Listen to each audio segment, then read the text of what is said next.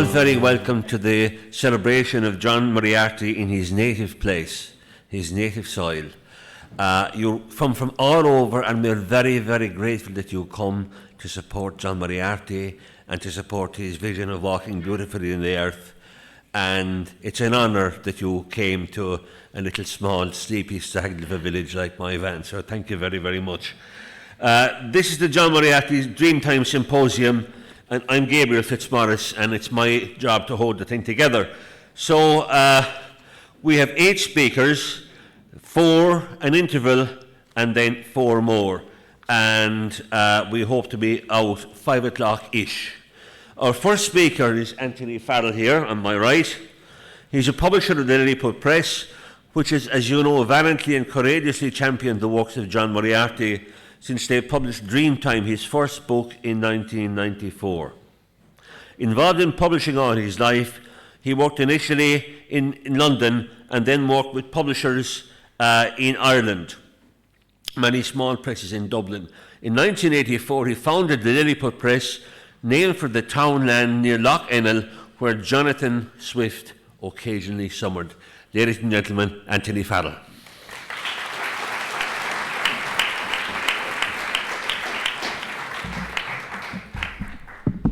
Good afternoon, evening.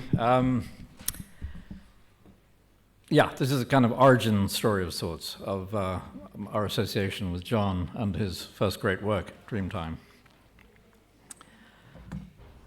Lilliput's journey with John began in the early 1990s.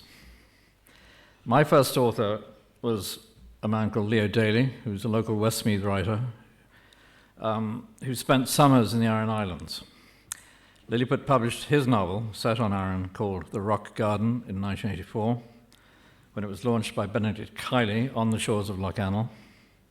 And Leo told me about this remarkable figure living at the Angler's Return in Toombeola, near the Owen Moor River, downstream from Balnahinch Castle Hotel, where John occasionally worked as a jobbing gardener. His Toombeola landlady, Lynn Hill, and her daughter, Lorna, kept a caring eye on John.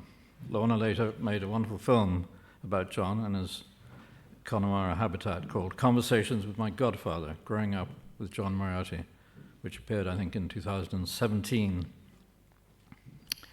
I had spent my childhood summers in Roundstone, in a caravan on the dunes of Dogs Bay. So I set out from Westmeath to meet John, an astonishing, limpid-eyed, melodious presence, a gentle, wild-haired giant who walked you into a different realm, transforming everyone who knew him. A man famously announced to the world by RTE broadcaster Andy O'Mahony on the 31st of January 1985 with the words, "My guest tonight is the most remarkable person I have ever met." He was a man who could sit quietly in a room alone and be at one with his surroundings, to cite his famous philosophe, Blaise Pascal, the inability of which he deemed to be the source of humanity's problems. I had already signed another local author out there called Tim Robinson, a Scots polymath and mapmaker who lived in the old knitwear factory and who went on to become a household name as an author. He and Tim knew and respected each other, although at opposite ends of the spiritual spectrum, the one a militant atheist geographer, the other a mystic philosopher. They were both powerful nature writers, and Tim wrote appraisingly about his friend. I had already also published Hubert Butler, the remarkable Kilkenny essayist, who found fame aged 84 in 1984 when I founded Lilliput, and went on to publish 5 internationally acclaimed volumes. These 3 writers, Butler, Robinson, and Moriarty, were to form the foundation stone of the nascent Lilliput Press, now in its 40th year. I publish books that I want my children and their children to read, and that was my credo, and still is. There is now a plaque on that Connemara cottage in Toombeola, for it's there that John Moriarty composed Dreamtime and his other masterpieces over those 25 years as he found his bush soul in retreat from academia. Dreamtime announced him to the world, and Lilliput was privileged to publish it on the 30th of September 1994 at the Clifton Bay Hotel in County Galway. Our guest speaker there was the Minister for Arts, Culture and the Gaeltacht, Michael D. Higgins, a friend of Brendan Flynn, the stalwart organiser of the Clifton Arts Festival, who's with us tonight. It was a truly remarkable occasion as people crowded to the door to hear what this legendary figure in their midst had to say as he told a story of the wolf-bane spider building its web across blades of grass as it bent with the wind. The event was followed by a Dublin launching 3 weeks later when John O'Donoghue spoke for the work in the Abbey Theatre lobby. It was equally well attended. Dreamtime itself leads the reader into a wonder world of reflection and mysticism, grounded in John's philosophy and lived experience, and mirrored in the stories told in the book. O'Donoghue went on to publish Anam Cara, a comparatively light and derivative work. Moriarty's powerful readings of world myth and literature were immersive and exhilarating, tough and rewarding, built upon a profound knowledge and instinct. Amongst so much else, Dreamtime is a vade-mecum of readings and enlightenment, from Taoist literature to D.H. Lawrence, Traherne, Dylan Thomas, Yeats, Matthew Arnold, and beyond, and Arabian Nights, Treasure House, and Mother Lode. John's 4 years at UCD during the 1950s, spent 4 years at UCD during the 1950s, where he was awarded a double first in philosophy. And these were merely the beginnings of a lifelong mapping of the mind. His prescient genius was manifest in his writings, memory, and interpretations. 8 volumes published by us over 13 years, conveyed without notes or reference as they spilled onto the page or into the ears of his listeners. John was a dazzling lecturer and spellbinding storyteller, as witnessed in the audio recordings captured on CD one evening in Eden, enabled by Gary McDarby, who is with us tonight. There he speaks without pause, attuned to his audience, high and low. These are currently being adapted with care and an inimitable commentary by Mankin McGann in a series of podcasting for the World Wide Web, as the iCloud and digital world now supplants the turf footings and geological depths so beloved by John. Dreamtime blossomed into the trilogy, Turtle Was Gone a Long Time, that John had already written, appearing between 1996 and 1998. This in turn led to 2 numinous volumes of autobiography, Nostos, launched by Paul Deichen, and What the Curlew Said, published in 2001 and 2007, the year of John's death. Other books included the essays Invoking Ireland, Night Journey to Budgaya, Serious Sounds, revisiting the traditional Catholicism of his childhood. As a forum for discussion and debate, and as an entry point into a unique cultural ecosphere fusing mind and spirit, John's body of work has left a literary legacy on whose threshold we are privileged to stand now in Moyvan, the place of his birth. There is unpublished work in the offing from the Moriarty archive at TCD, and Kevin Power has uncovered, he tells me, exciting archival material from John's days at University in Manitoba in Canada during the early 70s, where he channeled the pre-Columbian world of Native American myth and wisdom, as well as the Aztec culture of Mexico, memorably recounted in Nostos on his visit to their museum. John's legacy is being enlarged as his reputation swells daily through a new generation of readers hungry for intellectual and spiritual debate in a world hurtling towards political division, social fragmentation, and ecological implosion on our endangered planet. The electrifying young Limerick writer Kevin Barry wrote in the Sunday Independent recently, "Reading John Moriarty is about as close as I come to a spiritual life." The topography and essence of Connemara lay at the heart of John's work, grounded in his response to the landscape and its seasons, living in and of nature, gardening, ever talking, writing, inhabiting every aspect of his felt world, conveying a Blakean vision of that world. To me, John was a pre-Christian animist in harmony with the universe, all-inclusive and ecumenical, a writer shamanically informed while imbued with the mantle of a Catholic inheritance, a knowing that recognizes the animal in ourselves. The Lilliput Press's role has been essentially that of an enabler and bookmaker, securing, safeguarding, and promoting these sacred texts, St. John's Gospels. I'd often joke with John that I was John Baskerville to his Milton, or the Scriptures. Baskerville was a famous 18th century typesetter publisher, himself a professed atheist who was buried standing up. Yet he produced the most beautiful editions of the Bible ever printed. As myself, I was a product of a so-called mixed marriage. I inherited my father's traditional Catholicism, my mother's Ulster evangelical Protestant grit, partaking of each while seeking other forms of knowing that transcend tribalism and bifurcation. I was monoglot to John's polyglot, and was careful to add glossaries, cathetical introductions to his principal works. Through John's books, walking into wonder through nature, as he says, we attain understanding. We all walk with John now on his fields of paradise.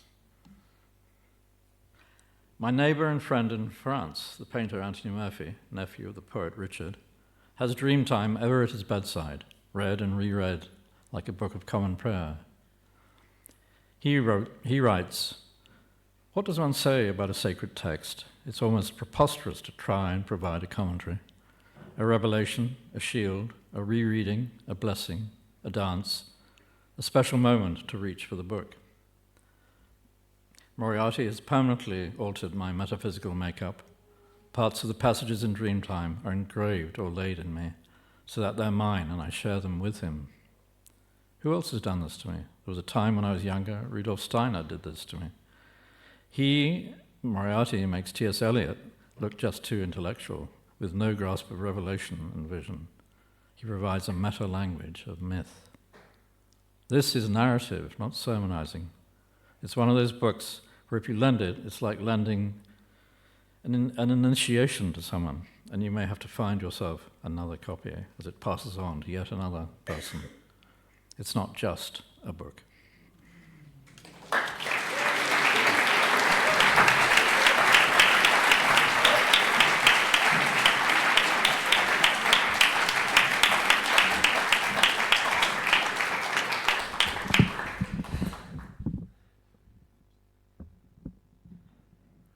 Thank you, Anthony. Our next speaker is no stranger to Moya Van. He was here for the initial John Moriarty celebration at Samhain, Halloween last. Martin Shaw. As I say, he's no stranger to Moya Van, and he's an award-winning author, a mythographer, and a storyteller. He founded both the oral tradition and the mythic life courses at Stanford University, California. Among his many publications is A Hut at the End of the Village, which locates John Moriarty's work in our eco-conscious era with a readership seeking spiritual and philosophical guidance. Might I add, it was also published by Anthony Farren. Ladies and gentlemen, Martin Shaw.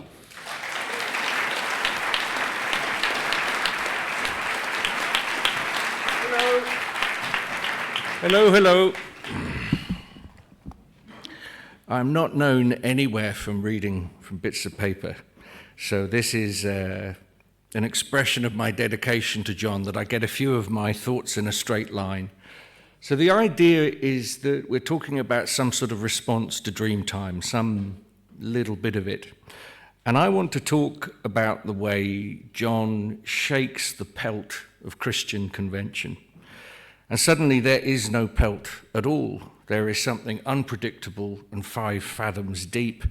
There is a veritable bestiary of Christianity suddenly prowling and snorting him around. There's animals around John. Like you, it would have been great to see that hedge school happen, wouldn't it? Wouldn't that have been a thing? But look, I come with good news, because he's left us more than breadcrumbs, hasn't he? Left us more than breadcrumbs. When I was thinking about Dreamtime, I went back to the first time I read him, and I realized the predominant experience I have of reading John. other than dismay a lot of the time, is exposure. I feel exposed in some way. My lack of erudition feels exposed. My humanity feels exposed. And I thought, where have I come across this before? And as Anthony just said, I went back to the Gospel of John, the other one. There is a moment in the Gospel of John, it's about halfway through, and Yeshua, in the way we understand him, is beginning to shapeshift. The beautiful, pithy Galilean stories about how to live are beginning to move, and now he is in proper death-wishian megalomaniac mode. He is explaining to the people of Jerusalem exactly who he is, why he's here, and what he's going to do. And he says something like this, I'm paraphrasing: "You cannot handle the light that I offer because it makes you feel so exposed. You can't handle it." I walked away from Christianity, I suppose, when I was about 17, and I realize now it was an issue of exposure. Even then, there were things that I wanted concealed. Now, I know so many of us are exhausted by Christianity. I know we're tired. But there are less of us that are exhausted by Christ. He's too weird to put down. If you don't feel exposed by Christianity, you're nowhere near Jesus. So let's think about one of John's very favourite stories, Gawain and the Green Knight. Gawain, by the way, means Gwalchmai, hawk of May. Gawain was a bird a long time before he ever became a knight at Camelot. So the story of the Green Knight begins, and after 15 days straight of partying, Arthur has asked for a story. He wants a story so the tribe can remember themselves. He wants a pastoral, stirring story, but maybe they've just had too many puddings, too much mead, I don't know, but nobody is up for the task. Well, suddenly, perfectly on time, with a deeper story required, the Green Knight himself bursts through the door. Now, it's not too much of a plot spoiler to say that he goes through something he calls a game that involves him being beheaded, putting his head back on his body, and then standing there terrifyingly alive. And he asks a familiar biblical question: who will lose their life to find it? Who will lose their life to find it? The Green Knight carries an energy that Anthony just mentioned, really. He is shamanically Christian. Shamanically Christian. Now, when I say that word, it's not to do with dream catchers or tarot cards or visionary vegetables or what C.S. Lewis would call Christianity with water, something that is so bled out you can't draw it with a line anymore. No, it's something else. It's about what I think the Green Knight arrives with, what is truly shamanically Christian. And I think John is standing with the Green Knight at this moment. It is a return of the creaturely. We are creatures. We are sensual creatures. Our hands want to be involved with the way we pray. Our noses need to smell the incense, you know? So let us bring back, I would say, the wild old saints, the pilgrimages, the icon making, the mummers' plays, the relics, the rosary beads, the votive offerings that daub the ancient highways of Europe, the magical uses of familial prayers and litanies of the faithful. If he did nothing else, John brought back the weird to Christianity. And these are not indulgences. The weird, it's all we've got left. Do you understand? It's all we've got left. The rest, we live in a horizontally Christian world already. A lot of the civic values we stand for are already there, but that vertical thing we lose. So I would say that John is indicative, and his work is indicative of a creaturely, fully realized culture of prayer. In all the difficulty, in all the storm cloud of trying to read him, there's a kind of praying going on. So what do I mean by shamanically Christian? It is the Christianity that the Green Knight brings, that bursts through Camelot door one night, and it beckons us outside to the untamed and the playful and the terrible and the best of all, mysterious. Not a mystery of smoke and mirrors, but a mystery of a sky freighted with 1 billion stars, the mystery that makes our tongues curl and singe, get a little Pentecost energy happening on our tired and boozy tongues. So I think about this and I think, okay, if John was heading out to follow the Green Knight, what is the kind of chapel that John Moriarty would enjoy? Where would it begin? What would it look like? So I'll give you a couple of clues. There is an old story, a folk story from Ethiopia, that angel Uriel, do you remember Uriel? He's standing at the gate of Eden with a flaming sword. You can't get in. If your name's not on the list, you're not coming in. In old Ethiopia, the Christians tell the tale that Uriel the angel dipped his wing in the blood and water that flowed from Yeshua's side, and he filled a grail cup as he did so. And the Ethiopians say that he then flew the whole of the country, sprinkling his water here and there on the soil. He magic dusted cane dirt to sacred mud again, and from each place sprang a church. So, on behalf of us all, at this moment, here in Moyvan, I will petition Uriel. Don't clap, that's not what I'm doing. That's not what I'm doing. Uriel, would you keep a drop back for us here in Moyvan today? Could you take wing in our time?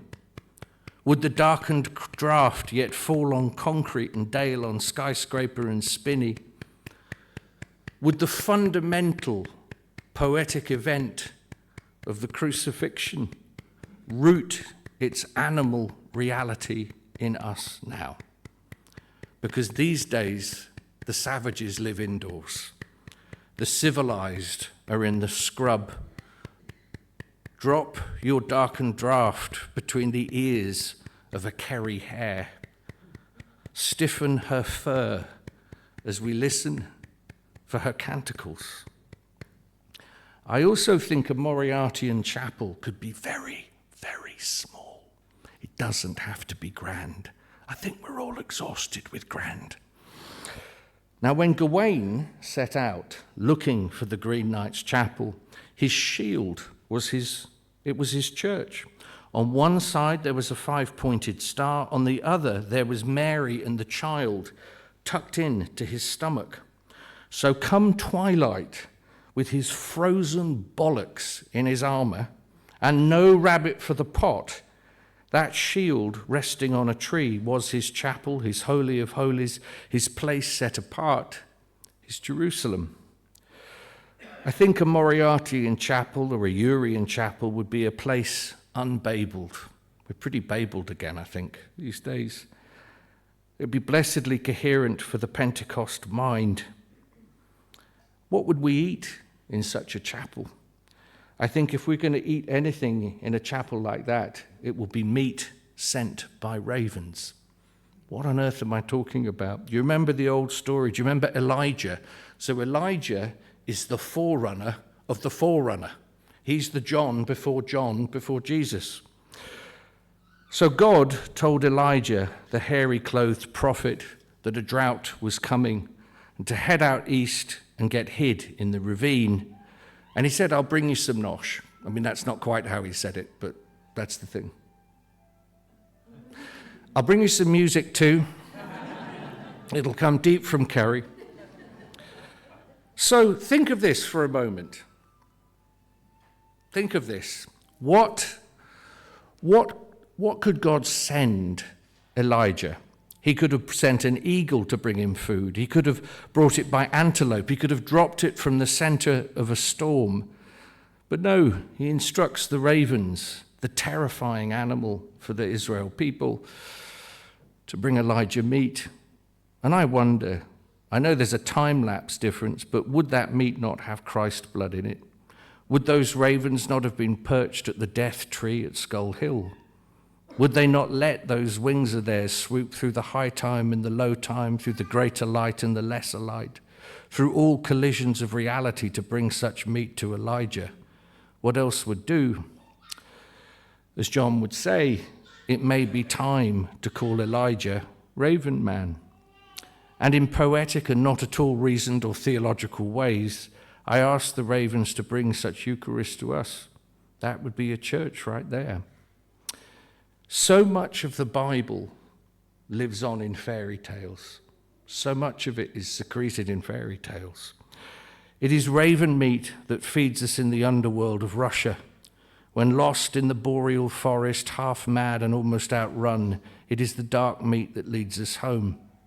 And I think the integrity of consuming the dark meat is the only thing that can bring back light to the chapels of the West.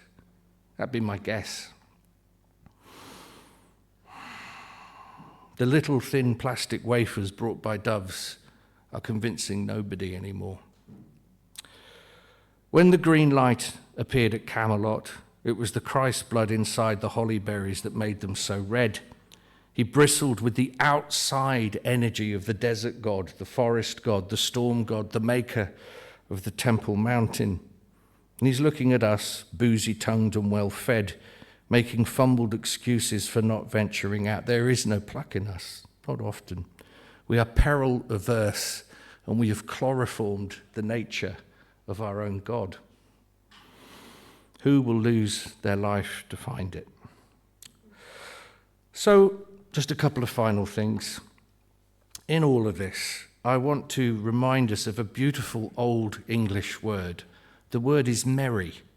Merry, like crack. Good crack. I think if there was a chapel forming around us at this moment, merriness would be important. That word used to be at the absolute center of pre-Reformation Christian worship. The corn in the field is swaying to the bell of the chapel. Flakes of snow are melting in the curls of the midnight choir. Flickered yellow candles attend our dead. Orkney prayers bind us to our yarning, our writing, our growing, our herding. We should smoke the incense round our spades and our quills. Soften and spark the severity of our hours. Let us return to the merry. I understand it is mad to be a Christian, but consider the options. Consider the options. There was once a fisherman that came across a seal skin lying across a rock. Maybe his name was Big Mike. Maybe his name was John. He placed his face into the glittering rind of that abandoned skin, and he inhaled its wonder. His head got wrecked with nautical wonderment. Dream after sealing dream just surged into him. He was down in the coal-black, indigo-black currents, the Celtic currents, the Viking currents, the currents of the Red Man. He bumped into the side of killer whales. He got snarled in the arms of the octopus, swam with a silvering gaggle of herring. Innumerable stretches of time in the soft element was revealed to him. He kept his snout in the skin until finally, wonderfully, on the very deepest level, he saw God down amongst it. He felt the original rush of delight as he created. He was back at the beginning. Towards the end of his life, riven with chemotherapy, John threw fistfuls of his hair out the window, hoping they would commingle with the sheep wool floating about in his neighbour Tim Connor's field. A few months later, that hair was the lining of a chaffinch's nest where she laid her eggs and she reared her young. Let us all have a nest with a lock or two of John's hair in it.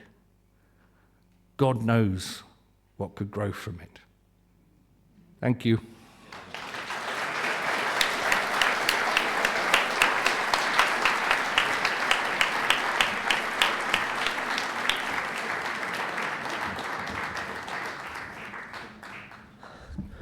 Well done, Martin.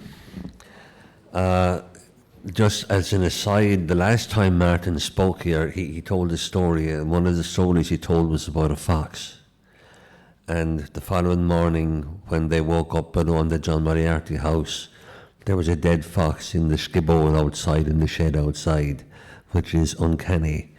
Anyway, our next speaker is Simone George. She's a human rights lawyer and activist. As a human rights lawyer, she represents women who experience abuse. She co-authored the report, The Lawlessness of the Home, and co-created a summit in 2016 on women's and children's rights, gathering the foremost thinkers and activists together in Dublin. This led to significant amendments to legislation and new landscapes of social and political justice in Ireland. Her TED talk in Vancouver, which she delivered with her partner Mark Pollock, has been described by Helen Walter as a love letter to science. Ladies and gentlemen, Simone George.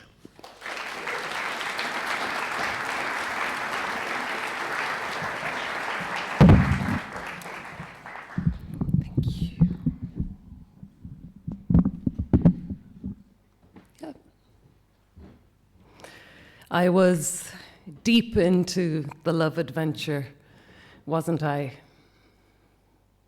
4 weeks before I was to be married. John often talked about these two eras of the human experience of itself, of the earth, and of the divine as the love adventure and the death adventure. So if it's okay with you all, I'm going to use the language of John's stories, language you will recognize in telling my own story, and in that way, I hope showing you what John meant for me.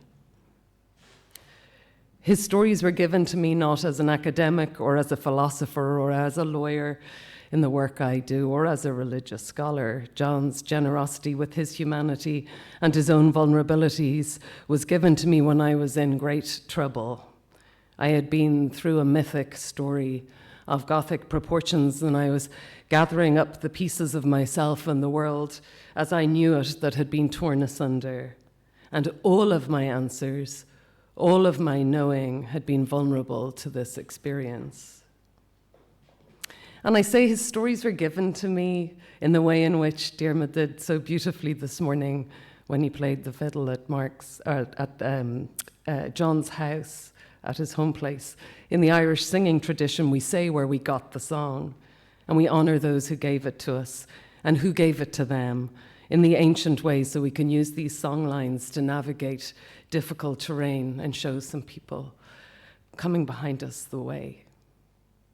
A wise woman I met navigating my difficult terrain, Karina Tynan, the writer of a beautiful book, The Tone, the women's stories.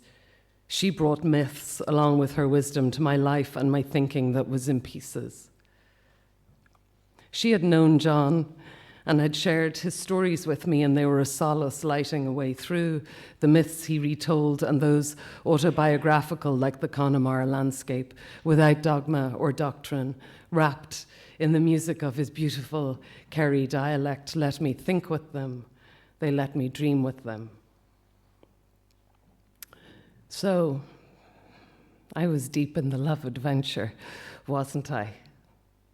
It was 4 weeks before my wedding to my fiancé when the death adventure came and collided with the love adventure, and I was not ready for it. It was too soon. I was too young for the death adventure, not equipped to meet its questions. And like John described, bringing his own internal contradictions to love, I was a reluctant bride. I was very much in love with this wonderful man. I had found someone to go to the end of passion with me. But growing as girl and then as woman in our still deeply patriarchal society, in our deeply patriarchal world, I was a reluctant bride.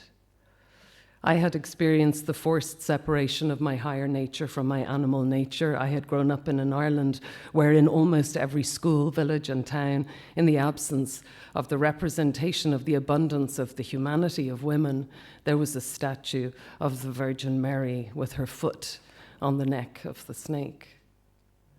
I had been born into an African, Levantine, Irish family where I was raised with the inheritance of generations of women brutalized by humanity's patriarchal colonization. I had also grown up with a feminism that, while incredible, told me that the way to be safe from the hostilities of dominance culture and of hierarchy and exclusion was to grow my higher nature, to acquire the vast European education, to be financially independent, to expand my mind to the exclusion of my body, and to be fearful of my wildness. I had been taught to be afraid, to be good, and to be straight, to apply the slide rule and the tourniquet. And this was where the death adventure found me. 4 weeks before our wedding, my fiancé, Mark, had fallen from a third-story window and was in intensive care because he might die. He had broken his back, fractured his skull, had burst a part of his heart, and he was on the edge. We did not yet know that the paralysis he was in would be permanent, and this was added to the reality that Mark had been blind since he was 22. To die or to live, possibly paralyzed as well as blind, a myth of Gothic proportions. So perhaps I can read to you this piece that I wrote at that time. It is an account of one night of many on this death adventure, if that's okay. The intensive care nurse tops up Mark's pain medication and goes to tend to someone else. It is hot, and Mark is hot and has a fan, and he needs it on him, but not directly on him. He is flat on his back and must not move. But I must move the bed designed to slightly shift his weight from pressure points. I tilt the bed 10 degrees this way and 5 degrees back that way, feet raised 2 degrees above head. And as the night goes on, I imagine were this bed ballet filmed and the film sped up, it would look like a body in free fall, tipping this way and that towards the Earth's gravitational pull. He is so distressed and uncomfortable that the little conversation we have between his passing out and opium occasional sleep is about his bed position and his pain until at about 3 a.m. when he finally falls asleep.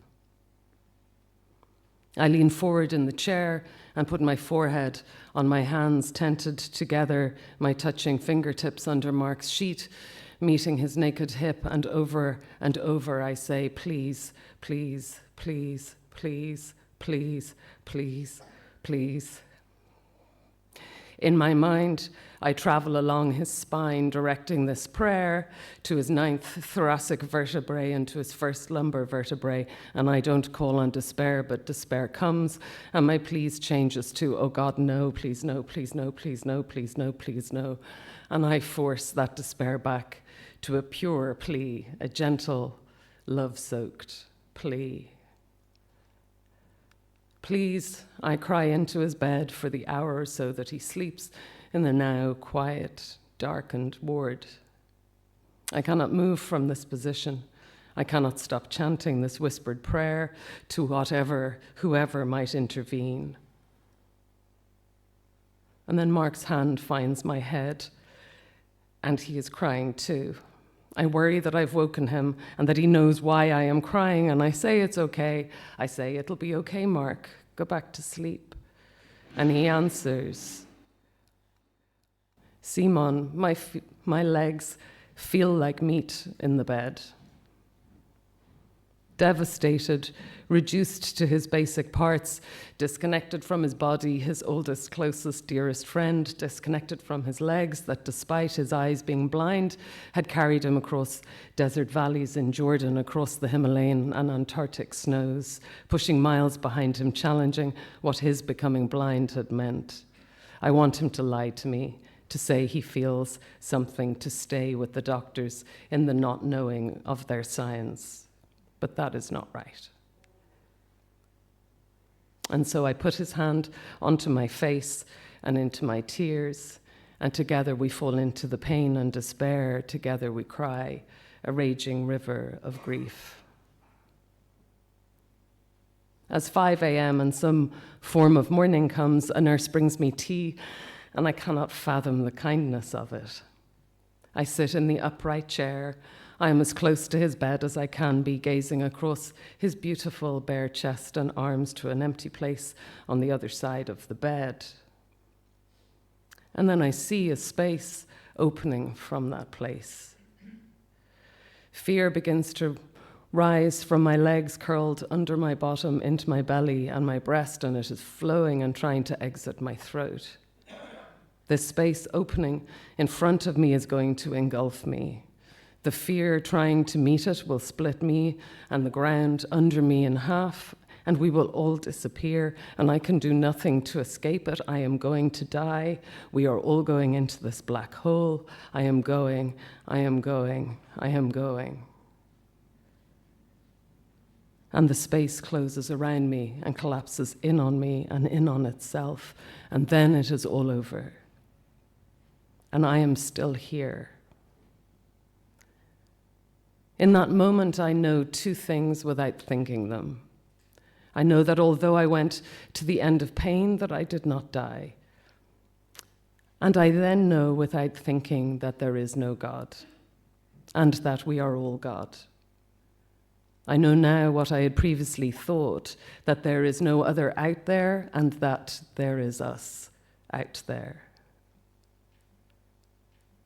So I hope maybe that account helps describe the place I was emerging from when I met Karina, that wise woman who held me and my life's pieces in her wisdom and who gave me the company of John's stories.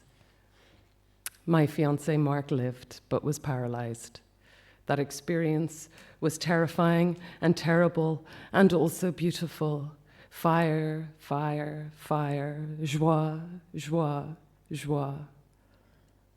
I could not unlive it, but I could not figure out how to live within it.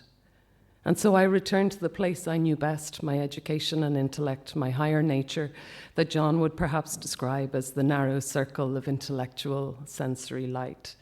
Narrow in the sense that the knowing, that the science and evidence and the work we went on to do around the world towards the cure for paralysis, while an epic journey in itself, vast and worthwhile, and healing in its own way, was narrow, in that it didn't answer the other questions presented by this death adventure that left us both alive, but so changed. I think that John would say that what I experienced that night was the dark night of the soul, and the straight world could not help me. The evangelical Christian psychiatric nurses I lived with for a time at the hospital during the year that I stayed by Mark's bed kindly asked nightly of news of his recovery, and when I told them that he was still alive but paralyzed, they told me that this was God's gift to the world. I would ask them, wasn't Mark's blindness enough for their God? And they had no answer to that.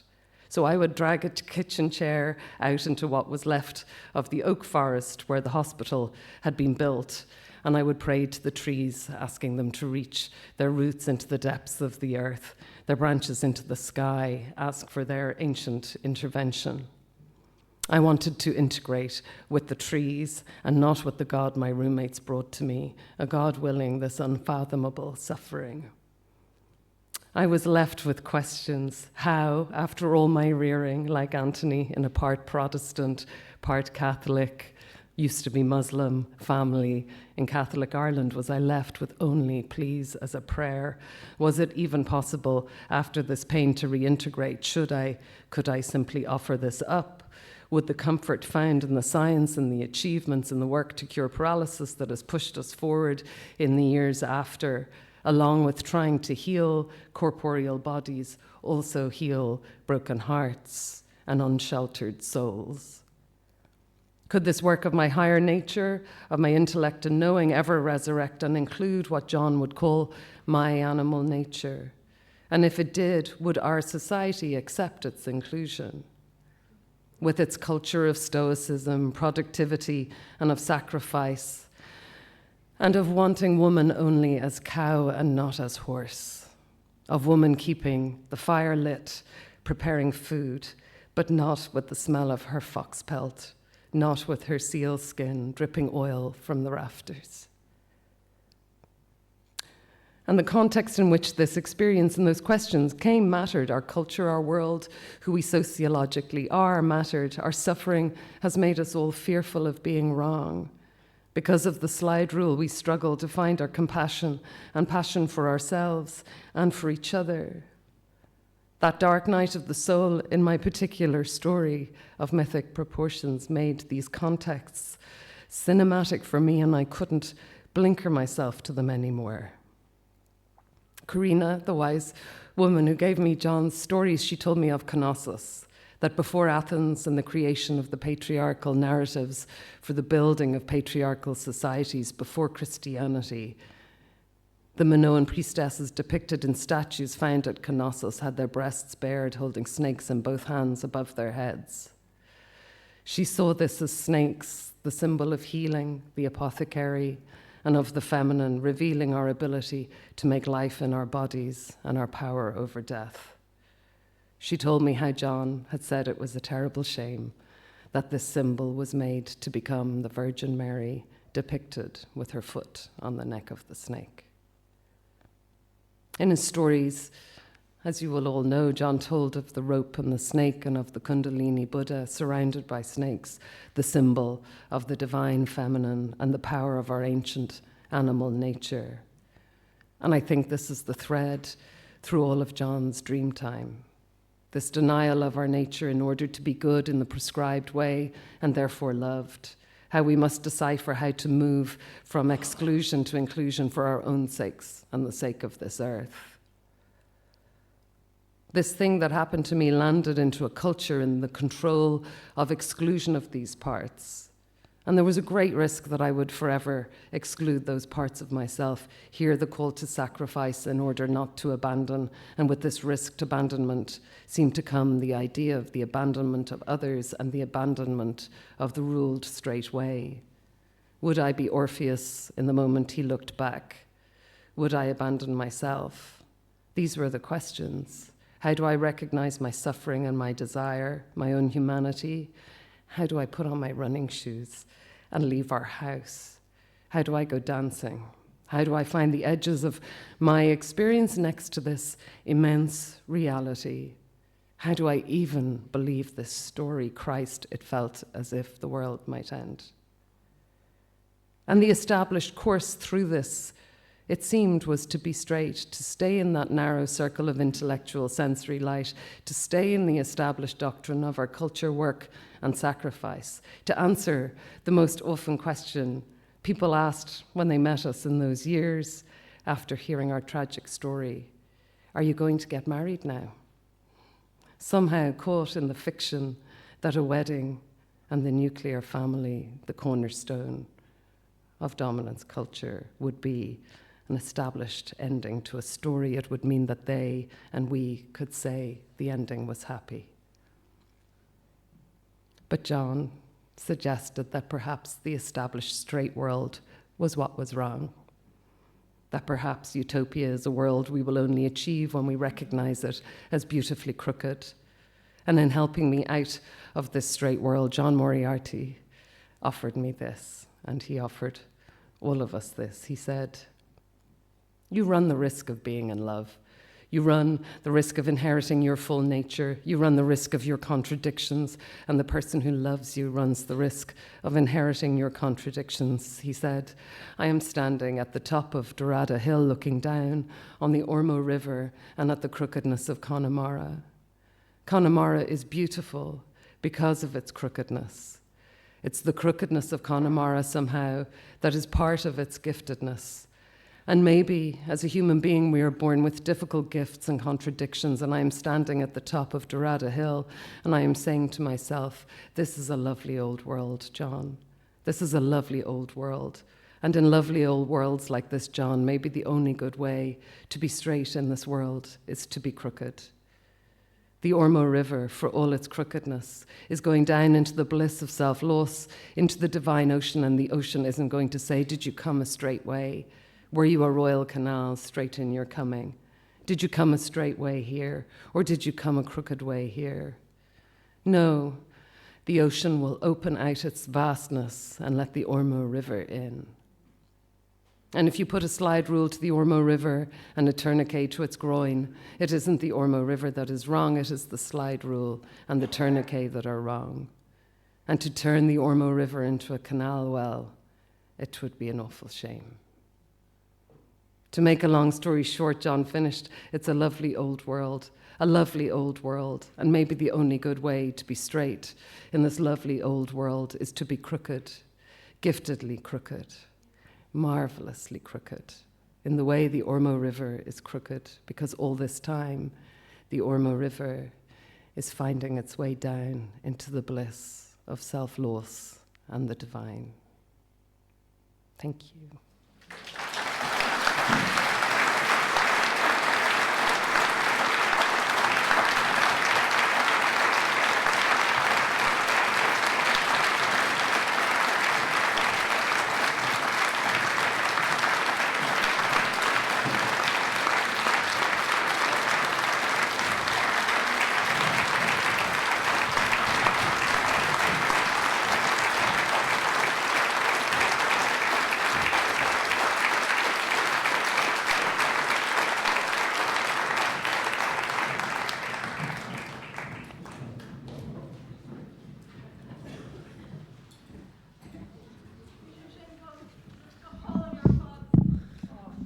Go hard in their fod. How utterly inadequate was my introduction. Mea culpa. Gary McDarby is an ex-speaker. He's an engineer and a mathematician who has travelled the world with various businesses and not-for-profits.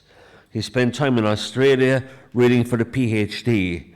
He's developed a business that monitors changing climate conditions in real time. A friend of John Moriarty, he set up the first John Moriarty website. Ladies and gentlemen, to bring us to the conclusion of our first half, Gary McDarby.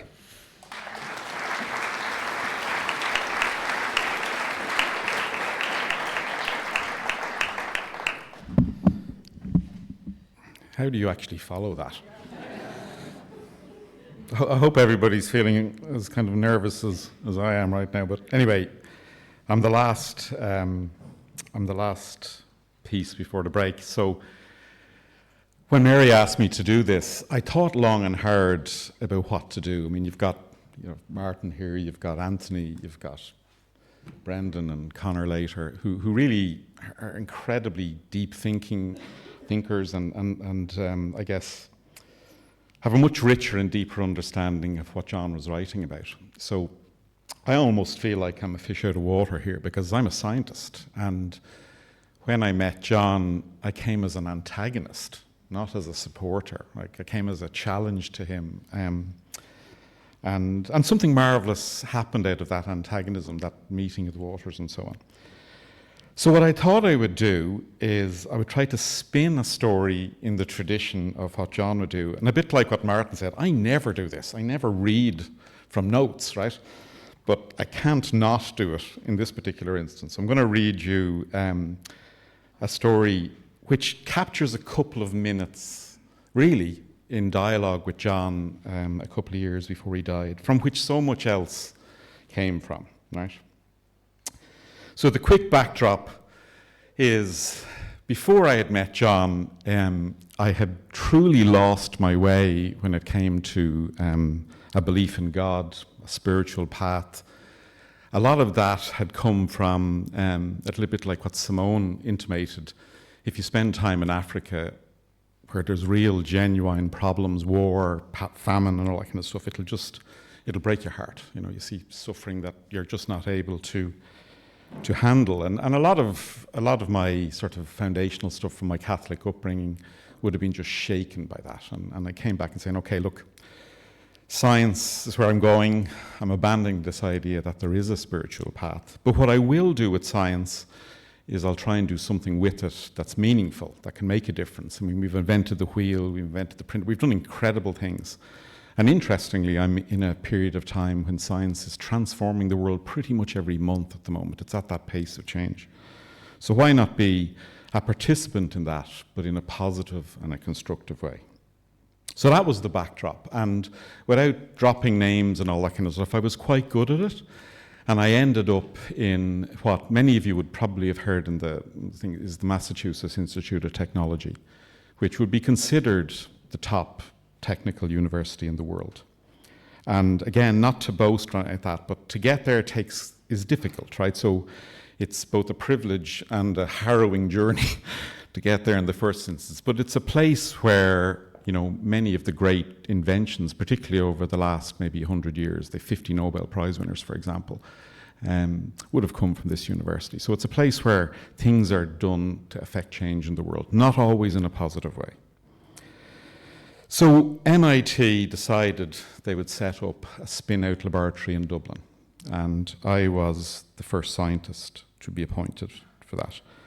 For the most bizarre of reasons, during my interview, Nicholas Negroponte asked me, I'm going to ask you 2 questions, and they both will determine whether you get this job. And the first question was, what's the most interesting thing that's ever happened to you in your life? And the second thing was, what would you invent to change the world? So I pushed back on him and says, interesting as in anything at all? And he said, anything at all. So I told him that when I was a young, wanting to go out and tell the world I'd done all these amazing things, not for very noble reasons, I had been in Calicut in Calcutta, and I had held somebody dying. And I was the last person they saw before they died. And I told him that that was the most interesting situation in my life. And we spent the next hour talking about that. And he said to me, you have the job. I said, well, what about the second question? He says, you'll work that out. It's just interesting that captured the imagination, that moment, you know. And it is, that genuinely is true. So I went into this lab, and it's, if I describe it as a snake pit, I'm probably being a bit disingenuous, but you've got high competition, highly intellectual people that understand the fundamental laws of nature, trying to push the boundaries of what we can do in science. But it's a universe there for the taking. It's not a universe to be wondered at, it's a universe to wonder about. You know, it's a place where we really do try to be God, and I'll talk about that in the story, so I won't maybe spoil the thing. So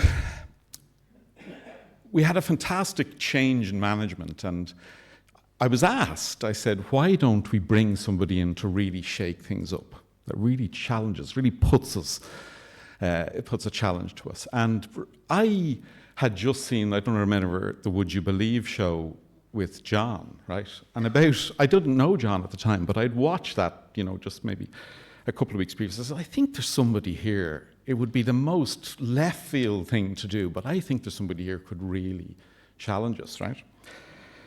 So between the jigs and the reels, we got on to RTE, and I went down to meet John, and I had this most remarkable conversation with him, out of which I was challenging him about how we can build a better world with technology, and he was challenging back and saying, you know, we've lost our way, right? And that was the genesis of the Promethean and the Dolphin talk. We designed that talk in that conversation. And when he came to Media Lab it was about 6 weeks later, and he gave that talk, we secretly recorded it. We weren't allowed to. A lot of people don't know this now, but we secretly recorded it. That's why the recording is so bad.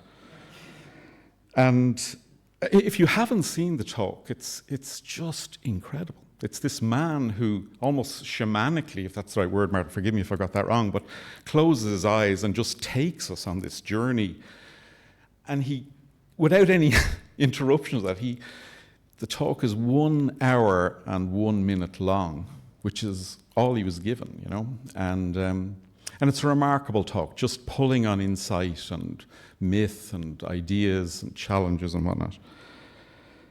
So, and he would have loved this. When Media Lab closed a couple of years later, all the assets were taken from us. But I tunneled under the MIT network security, hopefully no one's ported out the the video, and it sits on my YouTube server and has forever since. Nobody's followed up. I think they're too embarrassed, because when you look at the talk, you go, oh my God, that's just extraordinary. But it's had thousands and thousands of hits, which I think is a marvelous thing. Anyway, that's the origin story. So from that, we stayed in touch, and I was looking for it last night. Unfortunately, I can't find it, but I was writing a poem. I'm not a writer. You'll notice when I read out this story, when I hear Simone and Martin use the words the way they do, I love it. But I've tried a little bit anyway in this story to capture that. But it's something really powerful, isn't it? It's something really powerful to capture that. But what I tried to do was write down over those numerous conversations I had with him in a kind of a poetic kind of way. But the basic image is the pool of Narcissus, where, you know, we're both staring into it from our various perspectives. And we're both dealing with the drives and the ego and the ambitions about what we believe is truly correct. And the story was supposed to be that then I realized I was projecting my ego onto him, because I don't think he really had any ego. He was quite egoless. But anyway, that's what it was. A couple of years later then, he was diagnosed with cancer.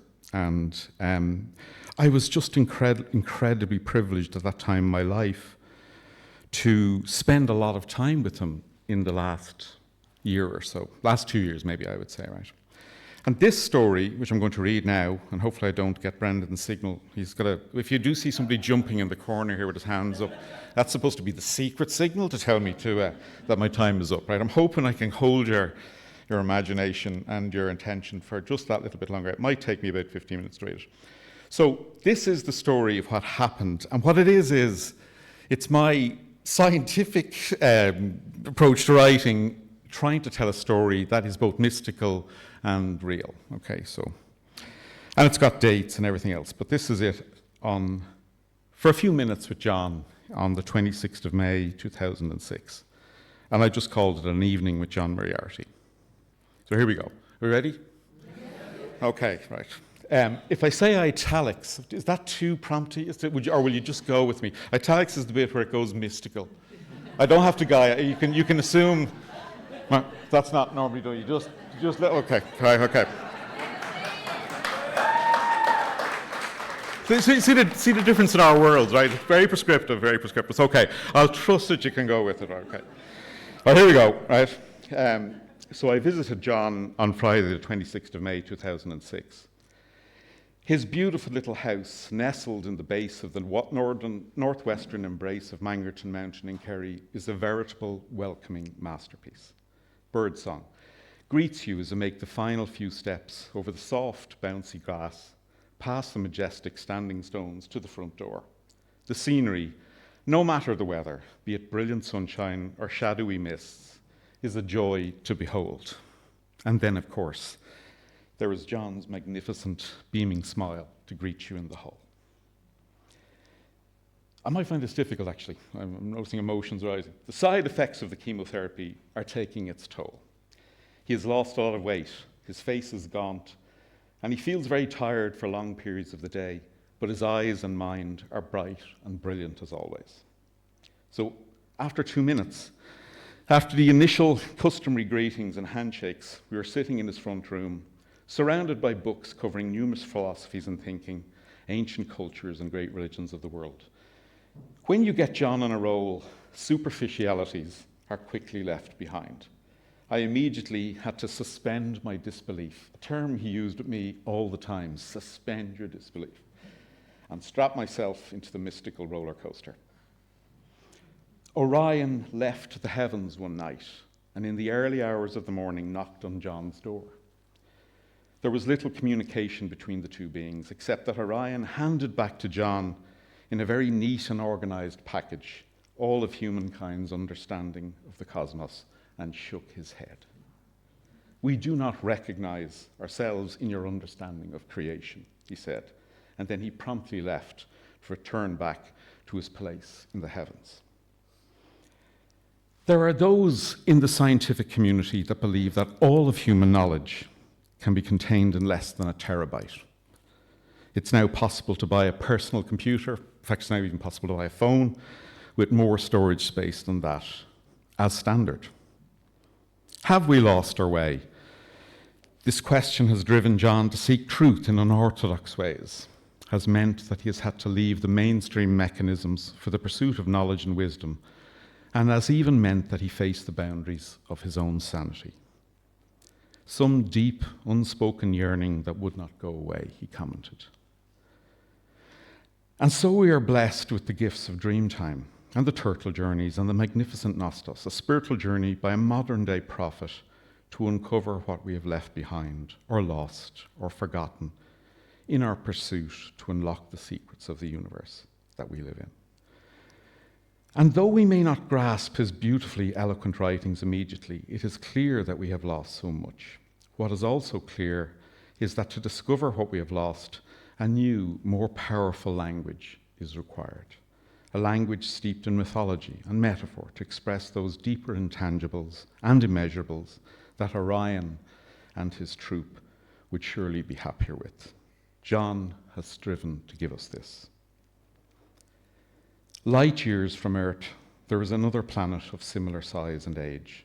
At the same time that our primal ancestors chose to use tools to shape the universe around us, the path of Prometheus, the beings on this planet chose the path of the dolphin to allow the universe shape them. Their evolution is starkly different from human evolution. They are not bounded by space or time. Their senses are very much one with the universe rather than apart from it. And when they look out from their planet into the heavens, they can tell which planets are enlightened and which are not. When they look at Earth, they see a planet that has enlightened people but sits on a precipice, for the human inhabitants of Earth are the people of the final eureka. That is, a stark choice faces humanity. One enlightened being, Meister Eckhart, a 13th century Dominican mystic, points out that God cannot be known. It's beyond the mind, and so faith amounts to a letting go and an embracing of this unknowingness. And in that letting go, God will be there to shelter the soul's nothingness and uncreated essence, safeguarding its creaturely existence. So one choice is this mystical choice, and that is to choose the path of unknowingness and face the final eureka.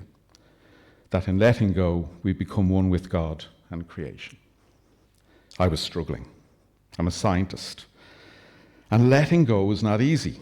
The scientific path is to reject the mystical God and to become God instead. The relentless pursuit of peeling back the onion of creation amounts to a desire to be immortal, effectively to be all-knowing. To be in control of creation, to become and reign as God. And on this path, there is no surrender. There is no letting go. There is nothing but a flatland universe there for the taking. And is it this choice that the majority of the developed world seems to have made already? The final eureka here is that in not letting go, we reject God, only to find that God does exist, and we are left to stare upon the desecrated path we have taken to discover that truth. Indeed, we may even destroy ourselves completely in the process. So, how did we arrive at this precipice, a place where the ultimate choice is between a path of absolute humility and a path of what could be perceived as absolute arrogance? John is 5 years old, and it is Christmas time. He goes outside into the farmyard of his home and he realizes that he has crossed the boundary of Christmas. It is not celebrated in the farmyard. The robin he meets that night has no knowledge of the birth of Christ. Suddenly a divide has been created, us and them. Suddenly his oneness with existence is over. And since then, for as long as he has been alive on this planet, John has struggled with this perspective of us and them. Humanity has set itself apart from creation. It considers itself something different and not integrated into the fabric of existence. And this causes tension and disassociation and war. Once there exists an us and them perspective, one can kill the other. Once there exists this fundamental divide, abuse of our scientific knowledge is possible. Raping of the planet and environment can be justified. And an unfounded superiority complex can sustain itself. There is a great need to re-invoke this oneness with creation, especially in science. Balance needs to be restored, for there can be no ecumenism whilst the us and them perspective prevails. John's view on ecumenism includes stones and grass and robins. And so some questions that were on my mind had to be asked. What if we as scientists were to throw our energies into making the world a fairer place? Could technology not be a powerful enabler for a more sustainable world? I asked. Absolutely, said John. These are necessary approaches, but they're not sufficient. Meister Eckhart would say, we should not think that holiness is based on what we do, but rather on what we are. For it is not our works which sanctify us, but we who sanctify our works. So what would you advise a scientist to do then? I muttered. I believe I did do that. Knowing the answer in advance. Go to the temple and contemplate, he answered. I did not have to ask any more questions to know what he meant. Whether he was suggesting a temple in Tibet or the temple of self, the outcome was the same. Reflect on what you're doing, the path you have taken and where it is leading you. In essence, he was telling science to begin a process of discernment. It is time to reflect on not what we can do, but why we are doing it, and what we do accordingly. And then a moment of sadness. His energy levels dropped. You know, people tell me that my books are inaccessible, that they've tried to read them but struggle and just give up, he said.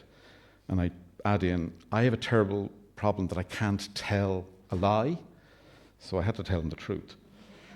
I was sure he was asking me a question. I'm completely isolated in my thinking. Sometimes I come across an idea sitting here in this lonely but beautiful place, and I perform a little jig here in the room to an audience of one, only to sit down thinking that I will be the only person to ever do a jig to that thought.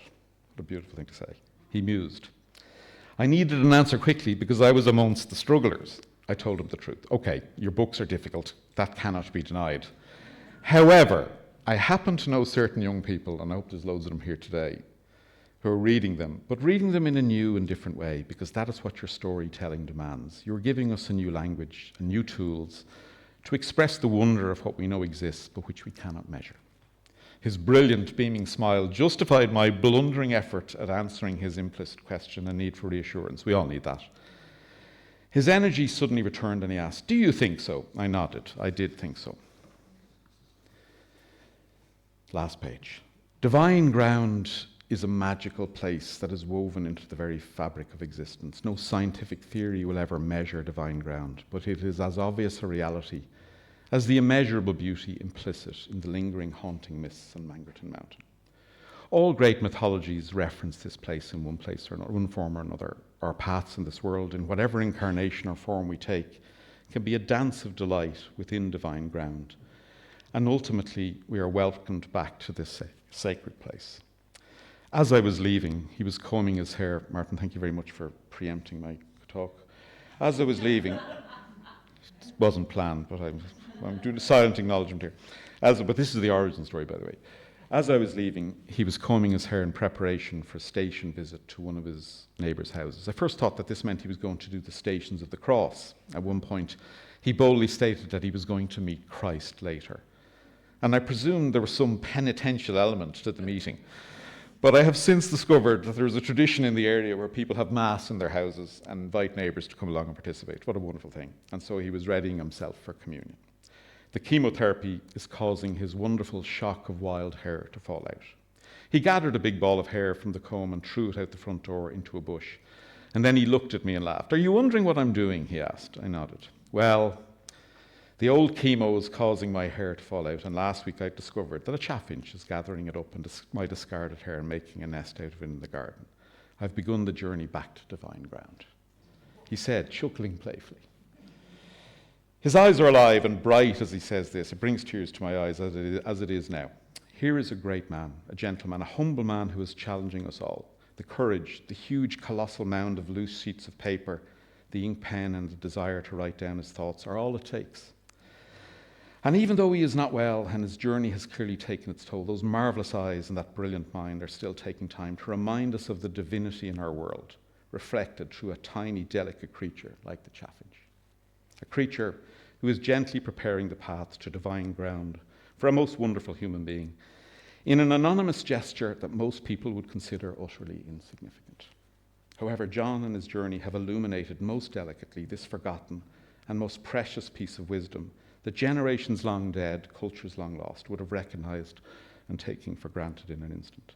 Even the standing stones in his garden will know his legacy. He is opening his arms to embrace his deepest self, and he is flying free with a magnificent leap of faith into the unknown, for he truly is a man who is not afraid to choose. So that's the story. John died about a year later from that. I've written this, I actually deliberately did this.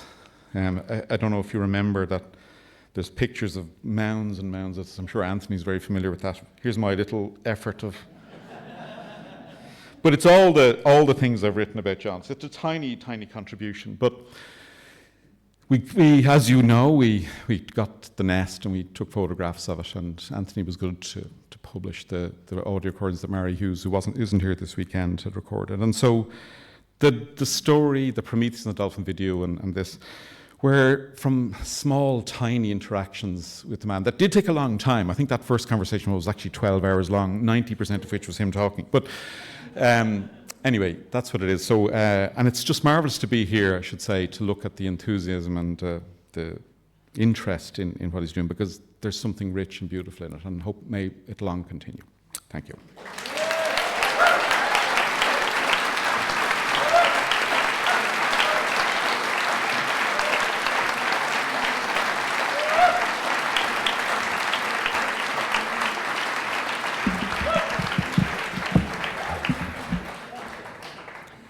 Thank you very much, Gary.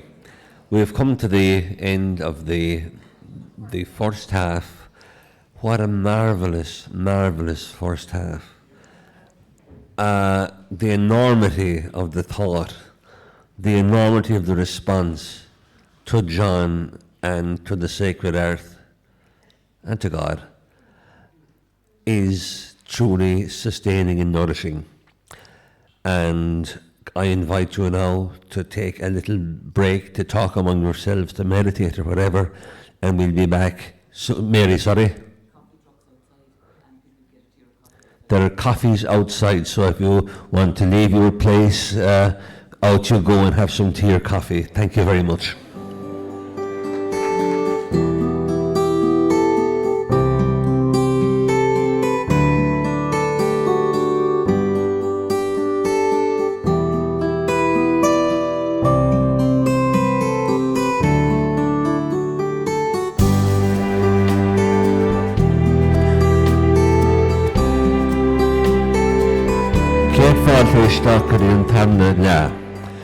Outside having coffee, I was impressed and chuffed to hear all the lovely comments about what's been going on this weekend for John Moriarty. One man said to me that it was a treasure of an occasion.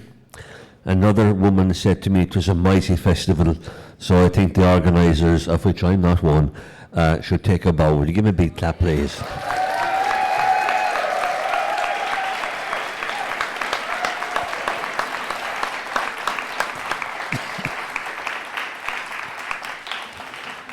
Now, for the second half, we have three speakers, Moya Cannon, Conor Farren and Brendan O'Donoghue.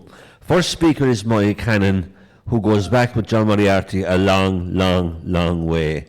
And indeed with myself, I have great memories of meeting Moya, I won't say how many years ago, because it would ages, in Clifton at the marvellous Clifton Arts Festival. And can I belatedly wish Brendan and Ursula a happy wedding anniversary.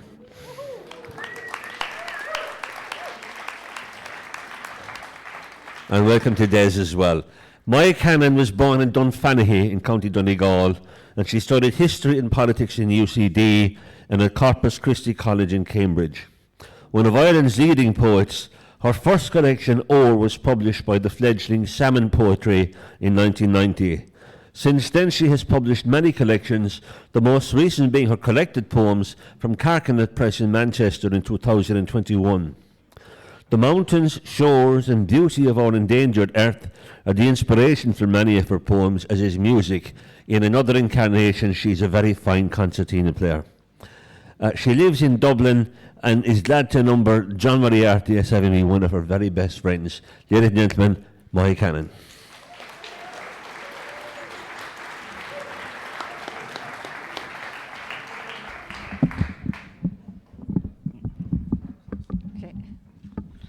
Good Gabriel.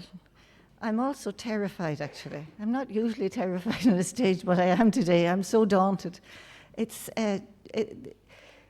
astonishing the number of people whom John's work has touched. And I was just thinking of listening to Simone. We've listened between herself, Mary, and Amanda. We've just heard in the last 24 hours or so of 3 women, and he's brought them through the darkest hours it could possibly be. I mean, what an achievement. And I say he's touched so many people. As I said, I know Gabriel from Listowel Writers' Week. I really don't know what's in the water around here, or whether it's the Carnegie Libraries. I've, it's so rich in literature. And he mentioned I studied history and politics and was very much influenced by another great man from this area, Fergal O'Connor, who taught political philosophy in UCD. Great guy. Anyway, and a number of years later, in about 1985 or 6, I was fortunate enough to meet John Moriarty. Brendan brought me to his house first. I'd met him a little bit before that. John Moriarty was and continues to be a major presence in the life of anyone who was fortunate enough to cross his path. I know that there are many here today who are his friends. He was a great friend to me and a great friend to many people. And it must also be said that he also annoyed a number of people intensely, because in his conversation and his writing, he was unafraid to challenge commonly held assumptions. And this afternoon, because Mary asked me, I'm going to talk very briefly of the poetry and poets which were important to him, and we'll look at one of his poems which he wrote himself, or one of the poems which he wrote himself. As those of you who were his friends know, John had an extraordinarily wide-ranging and insistent intelligence. He was one of the most widely read people, perhaps the most widely read person whom I've ever met.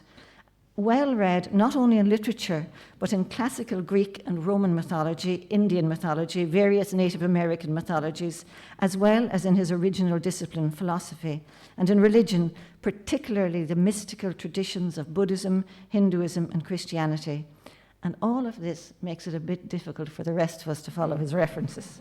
As Mary said yesterday, Wikipedia and Google help, but it still takes a lot of time. He wrote poetry for perhaps 10 or 11 years until he was 28. He wrote no further poetry after that, but he referred back to these poems again and again in his later writing. Sometimes, as in the autobiographical writing, he used the poems to illustrate where he was at a particular stage in his life. But more importantly, he referred to them because the themes with which he grappled as a very young man continued to preoccupy him in one form or other for the rest of his life. Thankfully, he does say in the explications which we fortunately have on the Eden section of the CD box set of recordings, that he could not have written the poems in his 50s when he was making the recordings, as he would then have been afraid of the statements and claims which he made there as a young man. He said he would be temerarious of making those statements, and he even wonders if the poems shouldn't have been, as he said himself, radically suppressed. He described them as a young man's poems, and he said that they are reticent poems which do not yield up their meanings easily. And I often wonder, had he continued to use poetry as his primary means of communication, would he have been a bit easier on us readers? And I say this because I find that one of the most accessible, I think he got more accessible as he went on and more lucid. And I find one of the most lucid of his works is the last one, What the Curlew Said, or the second volume of his autobiography, rather. John graduated with a double first-class honours in philosophy and English from UCD and went on to study for a master's degree in Leeds, which was unusual enough for somebody from the countryside in Ireland at the time. Yet in his autobiography, he says that his father, who came from the west of Dingle in County Kerry, signed his name with an X when he worked in the US as a young man. And if his own account is to be trusted, John himself showed no particular ability in national school, and it was only towards the end of his first year in St. Michael the Archangel's secondary school in Listowel that he began to shine. And he describes himself cycling to the Stole, and Mary sent this to us as a sort of a template sort of for this session, so I'm going to read it out. Most of you know it well. By the time I was 14, I'd cycled the road to Listowel into a particular sense of myself. To begin with, it was a road past Dan Scanlon's, Danny Shawns, Richie Fitz's, Con Lynch's, Jim Joy's, Willie Walsh's, Paddy Cullan's, Molly Finucane's, Moss Kane's, Ned Spillan's. I'm sure some of you are related to some of these people. Between Spillan's and Flavin's at Darragh Owen Cross, I crossed out of what we would have thought of as our near neighbourhood. And somewhere there, I would stop singing. The songs I sang had big, wide-open longings in them, and that's why I sang them. I wanted the horizons of longing in those songs to lie down with the horizons of our world and make it less lonely. Singing these songs in the way that I sang them, I was trying to rescue a people up into their longings. I was trying to tell them that there's something more than bog sadness in the world. I was trying to tell them that there's something more to the world than the blowing wind and the wet rain. And I sang because I wanted to be heard. Passing every house, I wanted the people who were getting up in it and making tea in it to recognize me as me. I wanted them to recognize me as John, the lad who sings. And I think that this double impulse stayed with him as he became a young man, a student, and a cherished university teacher, a brilliant teacher. Firstly, to make the world a less bleak, more hospitable, more intelligible place for everybody around him. And secondly, to be recognized as John, the lad or the young man who sings.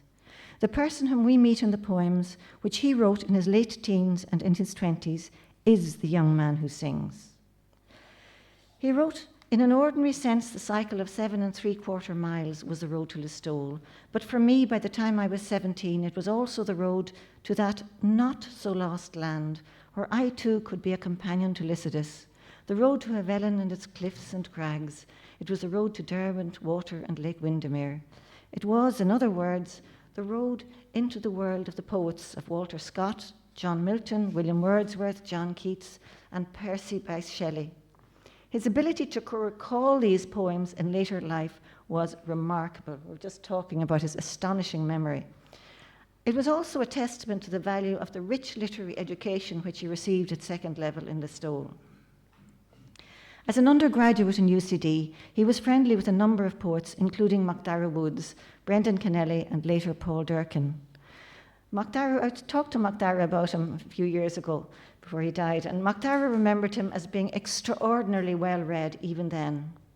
John had previously got the call to training and had spent 2 years in St. Patrick's Teacher Training College and a year teaching afterwards. I never heard him talk about these years, and he couldn't be drawn much on them. So coming to UCD at the age of about 22, he was older than most of his class, who were aged about 18. But MacDara said he was a very old 22, and he was as likely to quote something about Papua New Guinea as about Wordsworth. MacDara remembered him being interested in symbolic logic. He was very kind, he said, and he could also be very funny. And his description of him was very much of the John whom many of us came to know during the years which he spent in Connemara. He seemed to have arrived, MacDara said, already fully formed, with long, wild, curly hair and an eccentric way of dressing which drew comment from the UCD chaplain. And of course, in Mary's book, she records his mother as having remarked despairingly to a neighbour when he arrived home on holidays with long hair and drain-pipe jeans that he didn't even look like a fact of life. A mutual friend has suggested that the extravagance of imagery in John's poetry and his insistent rhythms remind him very much of the work of Dylan Thomas, whom he loved.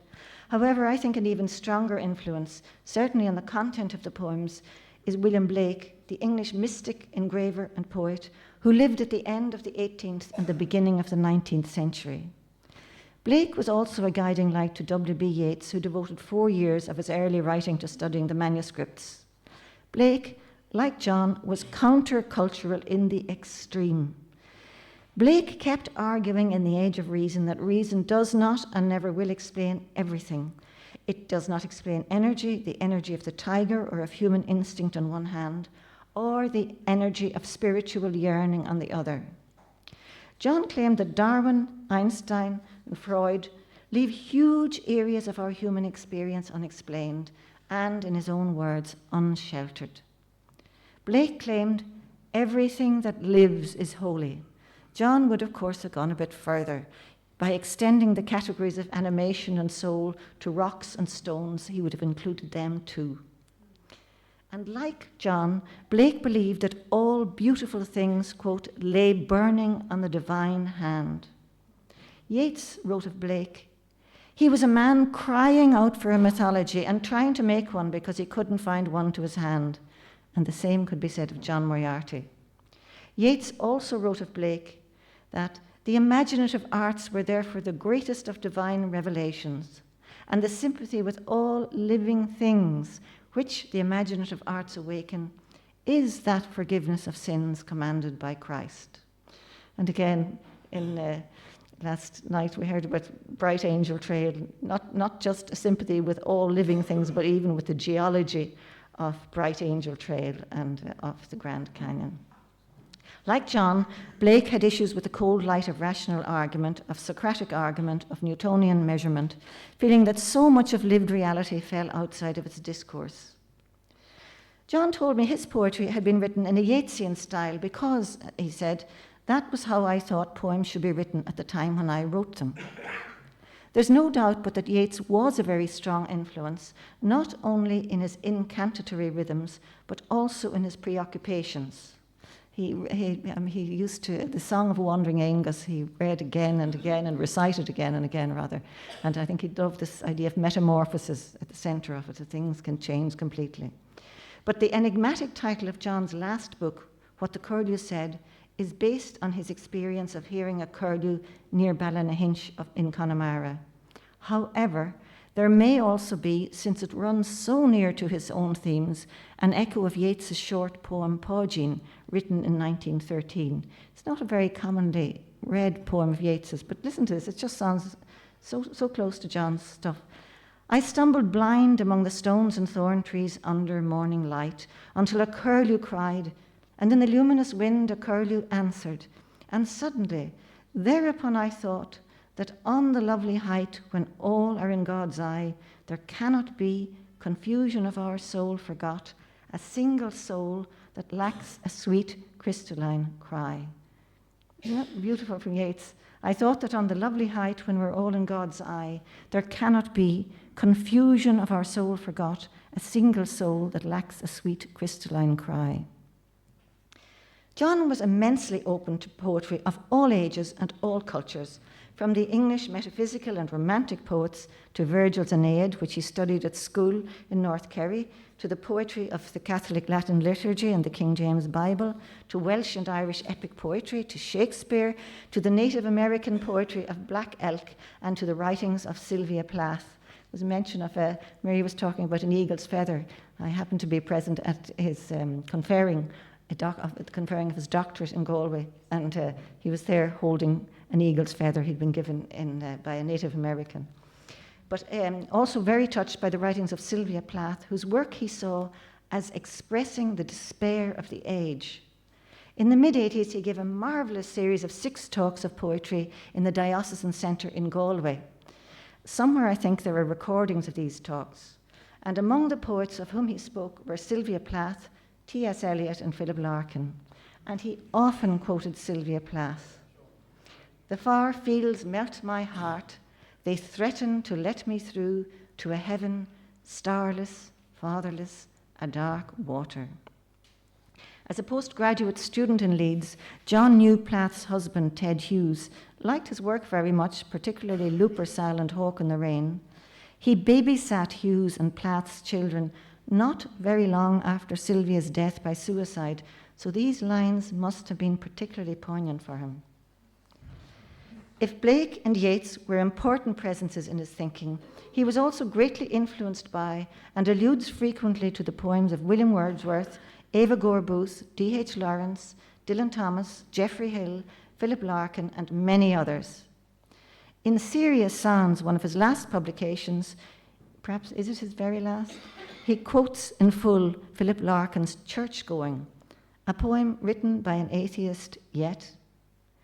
A serious house on serious earth it is, in whose blent air all our compulsions meet, are recognized and robed as destinies. And he used to repeat that line, in whose blent air all our compulsions meet. His interest was not in literary theory, but in the ideas, emotions, and physical and spiritual yearnings which poetry seeks to integrate.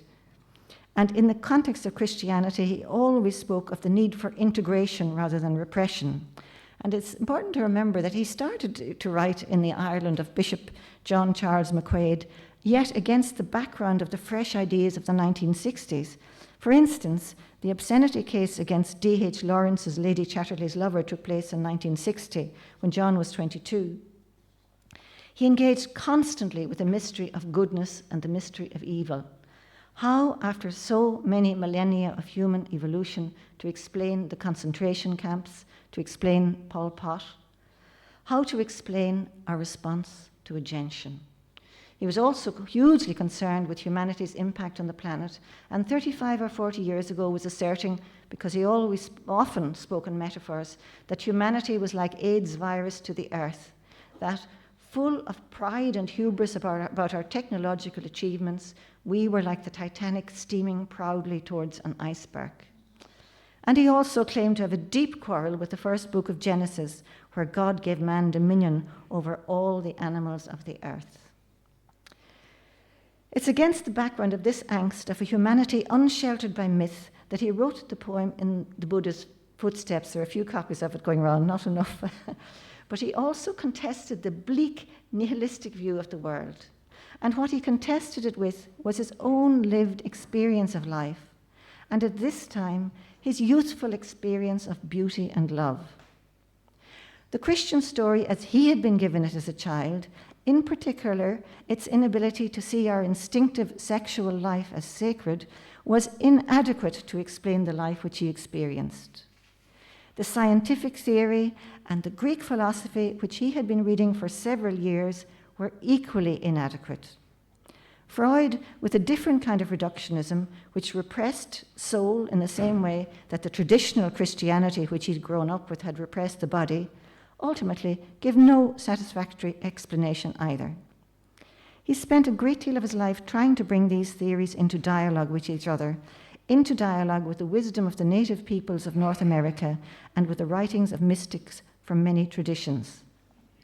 What I'm going to do now is I'm going to read In Buddha's Footsteps, and I'm absolutely delighted to hear that Monken McGann is going to, in a podcast, is actually bringing these poems and the explanations of them, if I understand correctly, which John gave. The poems are really, they're impossible to understand actually without his explanations. So I will give you a little bit, explain just the beginning of it and synopsize it, and it's great to know that the others are available because I don't want to run over time too much. So this is In Buddha's Footsteps, and I won't try to copy his incantatory style because it is completely inimitable. I couldn't do it.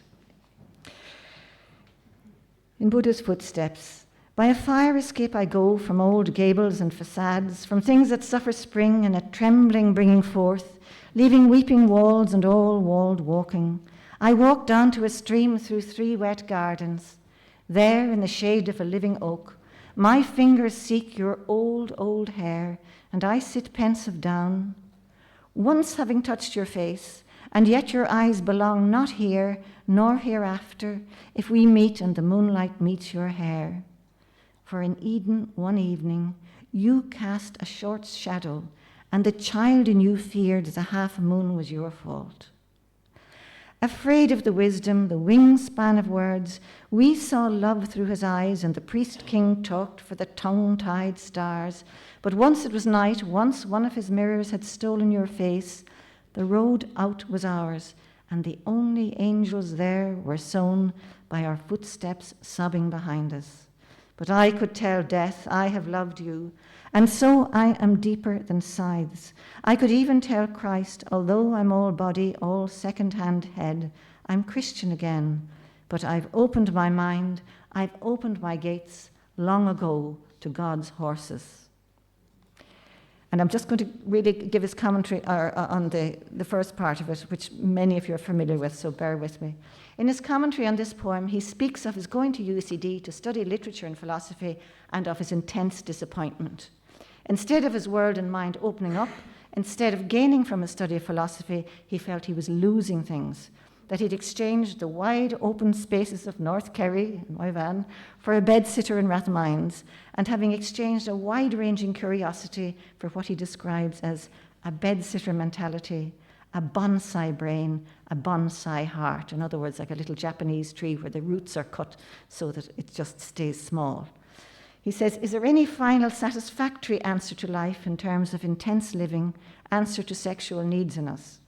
In his philosophy course, he felt he was getting tidy answers to tidy questions, whereas the questions which concerned him, such as, is pain fundamental to the structure of the universe? And we've heard this last few days in no uncertain terms that it is, were awkward. This kind of question would just have been bad-mannered in the context of his philosophy class. He always thought outside the box. I once said to his dear friends, Tim and Mairead Robinson, I said, John always looks at the big picture, and Tim, in mild exasperation, said, he never looks at anything else.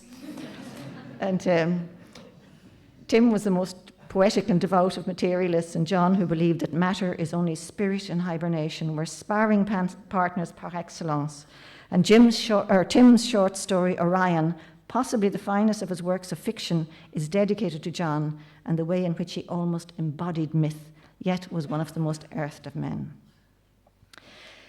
So John opens the poem in Buddha's footsteps by declaring himself in a state of crisis, of emergency, and asked, is there any escape from this smallness? By a fire escape I go. He speaks of facades, the facades necessary for living in society, for a life where image is more important than substance, than reality. He asks if there's any escape from this world of facades. Living in society has become a matter of keeping a show on the road. Success is power dressing in a suit on Fifth Avenue.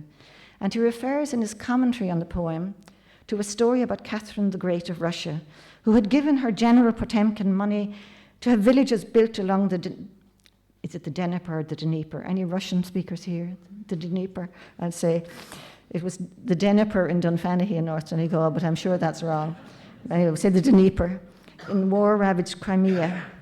When Catherine set out to sail up the Dnieper to inspect the work, Potemkin allegedly built something like a portable film set, which he set up on the bank of the river, then disassembled and moved further up ahead of the imperial barge.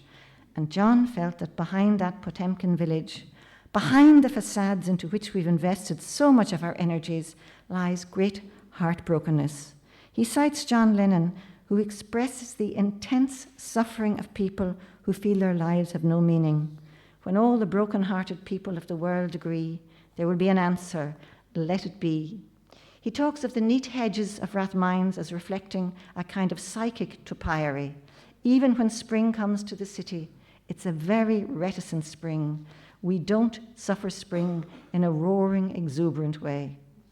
He refers to rising damp and weeping walls in old houses, and in a figurative sense asks if the walls in Rathmines are not only weeping walls, but walls to weep at.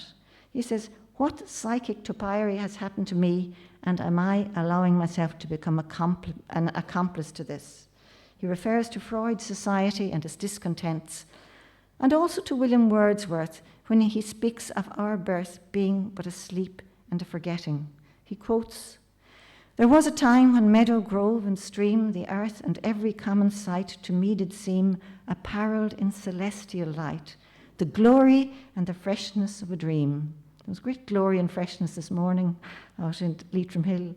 The soul that rises with us, our life's star, hath had elsewhere its setting, and cometh from afar, not in entire forgetfulness, and not in utter nakedness, but trailing clouds of glory do we come. From God who is our home. Heaven lies about us in our infancy. Shades of the prison house begin to close upon the growing boy. And it's in the poem, Adam is talking to Eve and the tree of life, and he concludes, and I'm going to hurry this up, it's the time, but he says, he concludes with an extraordinary, he talks about death and its scythe, the grim reaper, and he says, I I am immortal, he says, because I've loved Eve, because the Song of Songs has sung itself in me, and because love is deeper than death.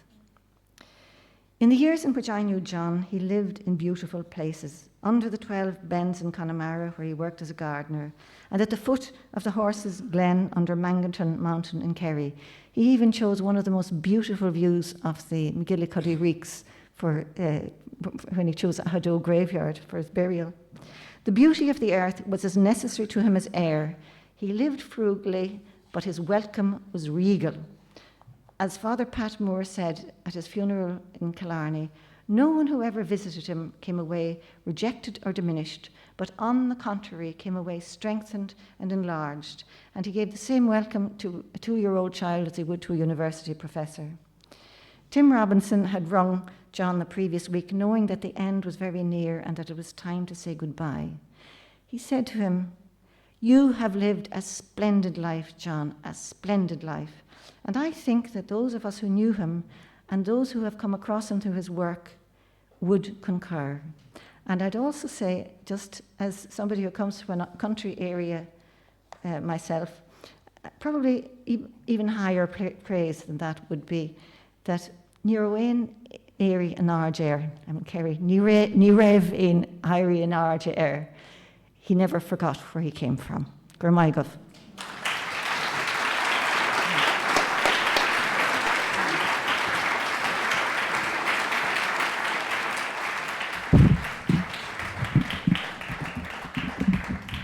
Gur a míle magat Moya. As they say back west, ní raibh ein éirí an ard ige fear ósal ísal. Beautiful way of saying it. I'm just reminded there of, if I can just digress for a minute, of John singing his way to Listowel through the stations of his place, native place, going past Quinn's and Dick Fitzmaurice's and Richie Fitz's and into Darragone Cross where Paddy Flavin lived. Now, Paddy Flavin was a bibliophile.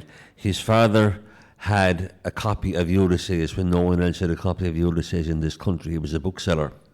But Paddy was a lovely old man and he loved to read.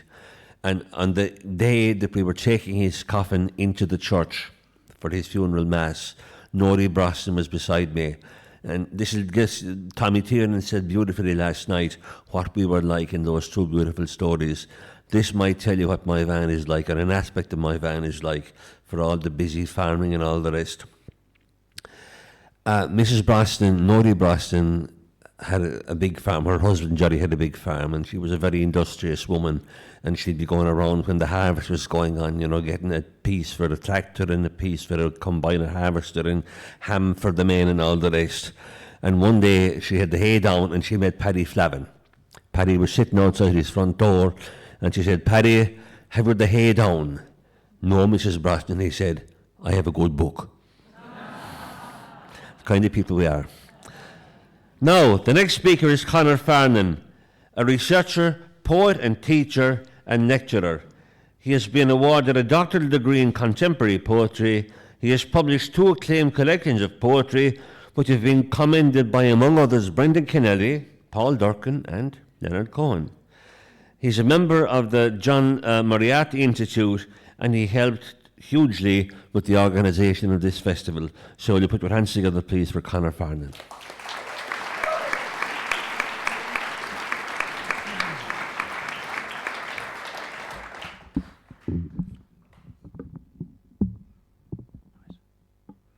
Here he comes again. More sheets than an industrial laundry. Here we go. As Anthony told us, Dreamtime was launched on the 30th of September 1994. It's an underreported fact that the first Dreamtime Symposium took place the following morning. The 2 participants were John's Connemara neighbours, Kathleen McCahill and Mary Keeney. Mary, John writes, was in a right fix on the morning of the 1st of October. She'd sat down to read the book after the launch, thinking it'd be about gardening or something. Initial curiosity gave way to a rising panic as Mary began to worry, what in God's name am I going to say to him when I meet him? Not a word of it ever did I understand. We feel your pain, Mary. Okay. As I read it, Dreamtime is a great book of transformations. As we have it now, it's a collection of about 62 pieces, none of them on their own exceeding 10 pages. John writes, surely with an ample amount of his tongue in cheek, that the book resists being a thesis. It resists linearity. It's better understood, he suggests, as a tapestry of themes and styles, as a kind of image thinking. It is a kind of music. If it is a kind of music, the strains of which are often achingly strange, we might rightly call it the humours of Moriarty. The percussive impulse of John's Dreamtime is supplied by what Martin Shaw rightly named John's chant, the sing-song of his philosophy. You'll all know it, of course, if you've been in John's presence or if you've listened to any of the audio recordings. With this in mind, if you get stuck with the book, I'd encourage you to try and read it with John's voice in your ear. To my mind, he's got a slightly elevated, kind of oracular style. For example, it seems to me fairly unlikely for John to write something direct like, there are moments, when he can get away with writing, moments there are. Okay? So you might think of him in a playful way as Yoda in a Kerry jersey. All right? These elements of John's style, they do take a bit of adapting to, but it's worth the work, of course. The book is a mishmash of genres. It's got lyrical prose interspersed with lashings of poetry, his own and others, as well as prayer, sacred text, and occasional full-length retellings of exotic myths. One by one, Dreamtime's 60-odd sections force into our field of vision and hearing a host of voices, a choir of singers singing songs of transformation, some joyfully, some painfully, most stumblingly. Of course, I don't mean to suggest that Dreamtime is some kind of turn your life around guidebook, a type of Alan Carr's easy way to find your bush soul for the spiritually banjaxed. Right. If you are looking, if you're looking for one clear message, wait for the postman. Okay?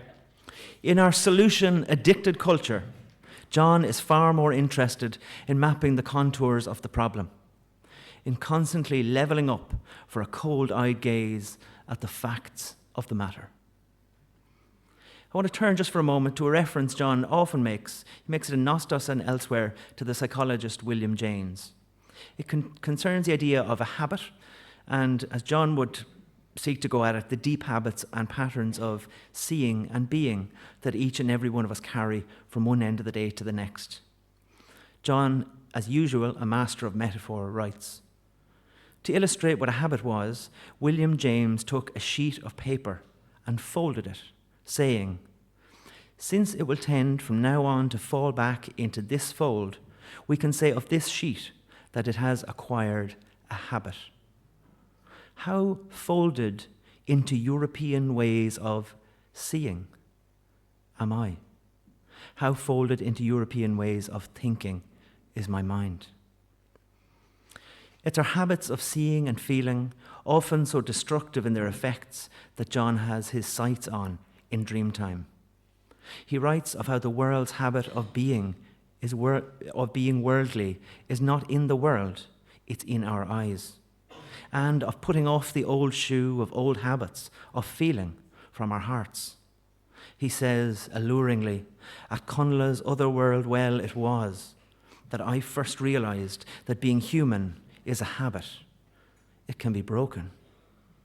This, I sense, is partly what John is at in arraying this great plurality of wonderfully strange voices before us, opening road after road on which we might feel our habits of being human come loose. Dreamtime, in this sense, is a kind of literary stray sod, a Fogine Mary, calculated to productively disorient us. After John's diagnosis with triple cancer in 2006, he sat in conversation with his surgeon, Professor John McCaffrey, in the matter. Unsure of what was ahead, John looked at the professor and asked, "Can I have permission to inhabit your optimism?" I want to suggest that an analogous invitation is implied in Dreamtime, that we readers are invited to inhabit the book's many personae. The effect, ultimately, is to shake the habitual sureness that we have about the foundations of ourself and our assumptions, to incite a kind of uprising in the provinces of our certainty. The goal is transformation. The theme on almost every page is transformation. As you read through Dreamtime, listen for this invitation to inhabit, to imagine yourself for a few moments as the speaker or the protagonist of a given section. In my experience, it's pretty difficult to do this and not come away altered, if only slightly. And isn't that often enough? You may have found that the habit of being human when you finish reading, as it has found expression in you at least, has, just for a moment, taken its boot off your neck. John is always and everywhere in his writing a master of images. One of the pieces in Dreamtime that I love to come back to is a piece called Mona, Our Moses. So he knows deeply, of course, as is commonly accepted now, that we humans must urgently vacate the center stage. He recalls 1968 picking a fight with the Mona Lisa in the Louvre. He was at the time on a year's break from teaching the history of European ideas in Manitoba. John loved his job for a long time. He later described bursting into the classroom the way Jack O'Shea would burst onto the field in Croke Park. Oh, to be a student. A few years in, though, and he had serious doubts. His sense seems to have been that the great ideas of Western culture, for all their triumphs, were being unmasked as ultimately a set of bad habits. He soon lost the will to teach students to be successful in a world that he himself didn't respect. He feared, too, that if he stayed much longer, his own exit might disappear. He finally left for Ireland 3 years later. So picture John standing before the Mona Lisa in the autumn of 1968. He admires her beauty, but he compares her unfavorably with the ancient Chinese painting, Early Spring. I'm sure you're all familiar with it. So mysterious and capacious in its depiction of the natural world. "You've been blocking the view for a long time, Mona," he writes. "It's time to come down from your high humanist chair. It's time to make contact with the mountains you have turned your back on." And, as John imagines her, she descends. She leaves the day job of being constantly central, constantly admired. As John pictures her, she walks out of 16th century humanism, hand in hand with Lao Tse, who was born in 561 BC.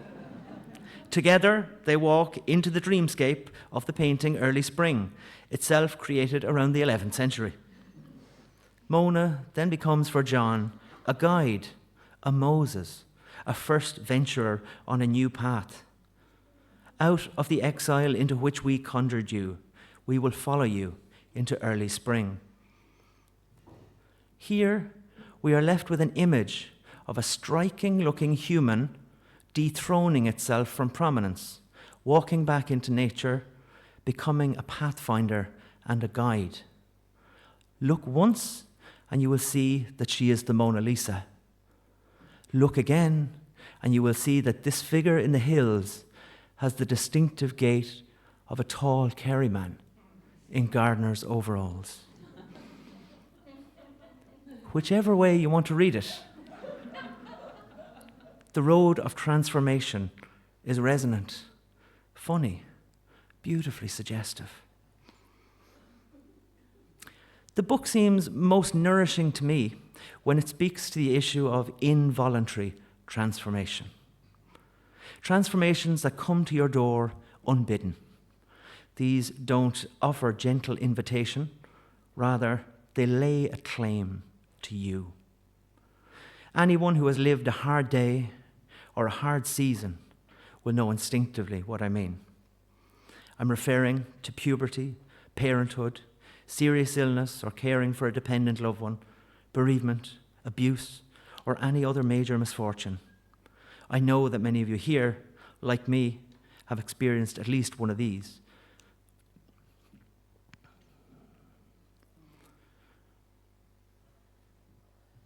When I read sections of Dreamtime like Olive Fola, I find them deep comfort and humanity. This section is written in the first person, in the voice of a man making his way slowly and uncertainly towards a source within himself from which he can be a teacher for his people. In one sense, it's quite obviously John Moriarty, but generously, as he holds the mirror up to his own face, he invites all of us to see ourselves over his shoulder. The speaker is constantly wrong-footed and embarrassed, saying, "No sooner had I learned the world and learned my way in it, than standing in front of a rock or a tree, I'd have to unlearn it." On the mountain, he worships a goddess, represented alternately by nourishing breasts and a predatory scald crow. He says, "The contradictions ploughed me. They ploughed me and they harrowed me." He comes to know that you must be religious, but in being religious, you must have no recourse to religion. Often he loses courage for the venture and takes refuge in the shelter of that traditional religion and story. When finally the speaker of the piece does consent to be Olive Fola, he finds that the great transformation in him has taken place over 26 years. In fairness, it's likely to be a hard sell in the self-help market. My 26-year subscription. Okay, that's it. But to me, this is Dreamtime's comfort to us. We have good company when wrong-footed by being open to reality. Comfort in the clutches of visceral contradiction. Permission to take refuge from the challenge when it is just too sheer.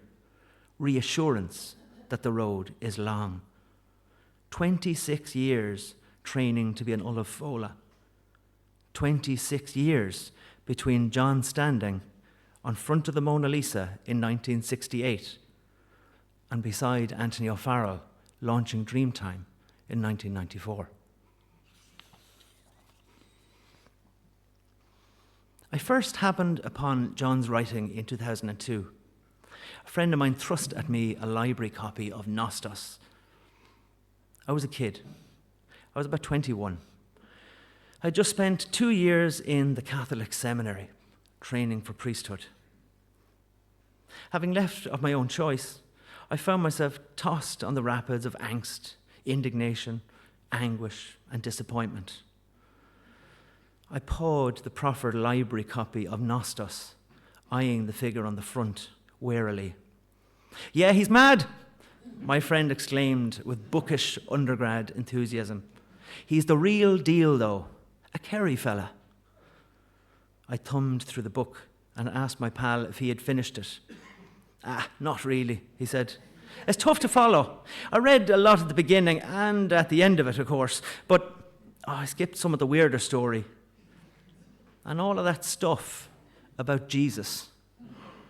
You might like it, though."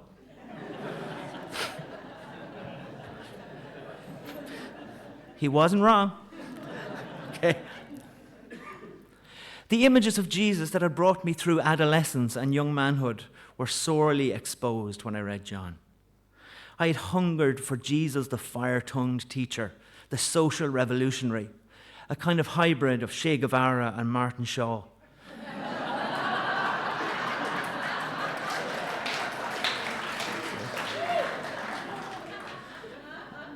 With a decent splash of the super trendy Liam O'Wanley for good measure. I was high on juvenile images of a Jesus unreachably above us normal folk, Jesus without sin, Jesus granny's favourite, Jesus 600 points in the Leaving Cert, Jesus forever the best boy in the class.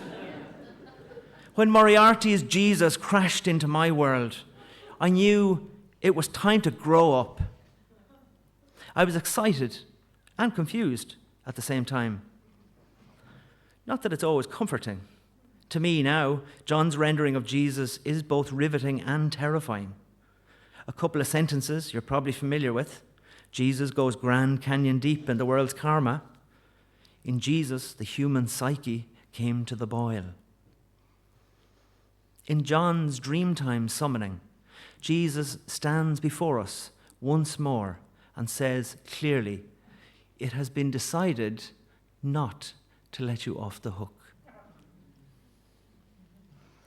I had received the spiritual equivalent of a kick in the arse. Interviewed the year before he died, John said that in his early 20s, he had needed a book, what was traditionally called a vade-mecum, that would walk him through his life. He needed, he says, a book that would help me name my humanity to me. At 68, he said, he had spent the last half a century trying to write that book. I am blessed that in my early 20s, it fell into my lap. As part of a project some years ago, I interviewed the poet Paul Durcan, who launched Nostos in 2001. Durcan described his absorption at hearing John interviewed in that RTE piece that Andy referred to earlier in 1984. He recalled He recalled being particularly taken with John's lyrical, daring reworking of the Passion of Jesus. Evidence of this influence is all through Paul's next collection. I don't want to call it stealing, but the word just comes out, you know. Bless him. It's strong influence. In a phrase that he attributes to John, Durcan describes one of his poem speakers as suffering fluently. For my money, this is not a bad aspiration, to suffer fluently, nor is it a bad description of Dreamtime as a whole. Where we tend to see fixity, John says, stories see fluency. That's Dreamtime to me, an outpouring of riches, a torrent of telling, making its way towards us across the terrains of the cultures that give it shape.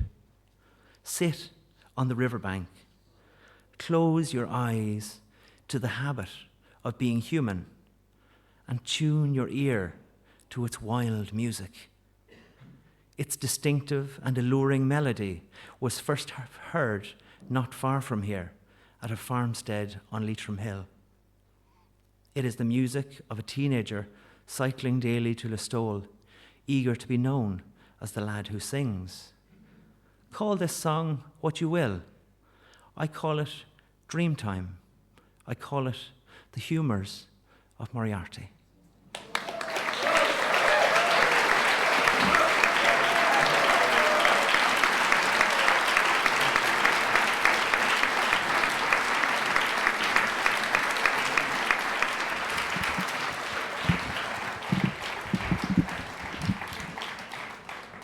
The humours of Moriarty is not a great phrase, and suffering fluently. That's what we all do. Final speaker is Brendan O'Donoghue, who studied philosophy and economics in NUI Maynooth. He received an MA in philosophy in UCD in 2001, completing his doctorate in Martin Heidegger in 2007. He taught philosophy in UCD from 2007 to 2008.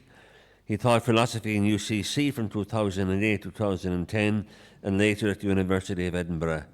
Like myself, he's a national teacher, and he's teaching in a national school now. He discovered his true profession. His book of Poetics of Homecoming, Martin Heidegger, Homelessness and the Homecoming Venture, was published in 2012, and his wonderful introduction to John Moriarty, a Moriarty reader, which year ahead appeared from Lilliput Press in 2013. Brendan O'Donoghue.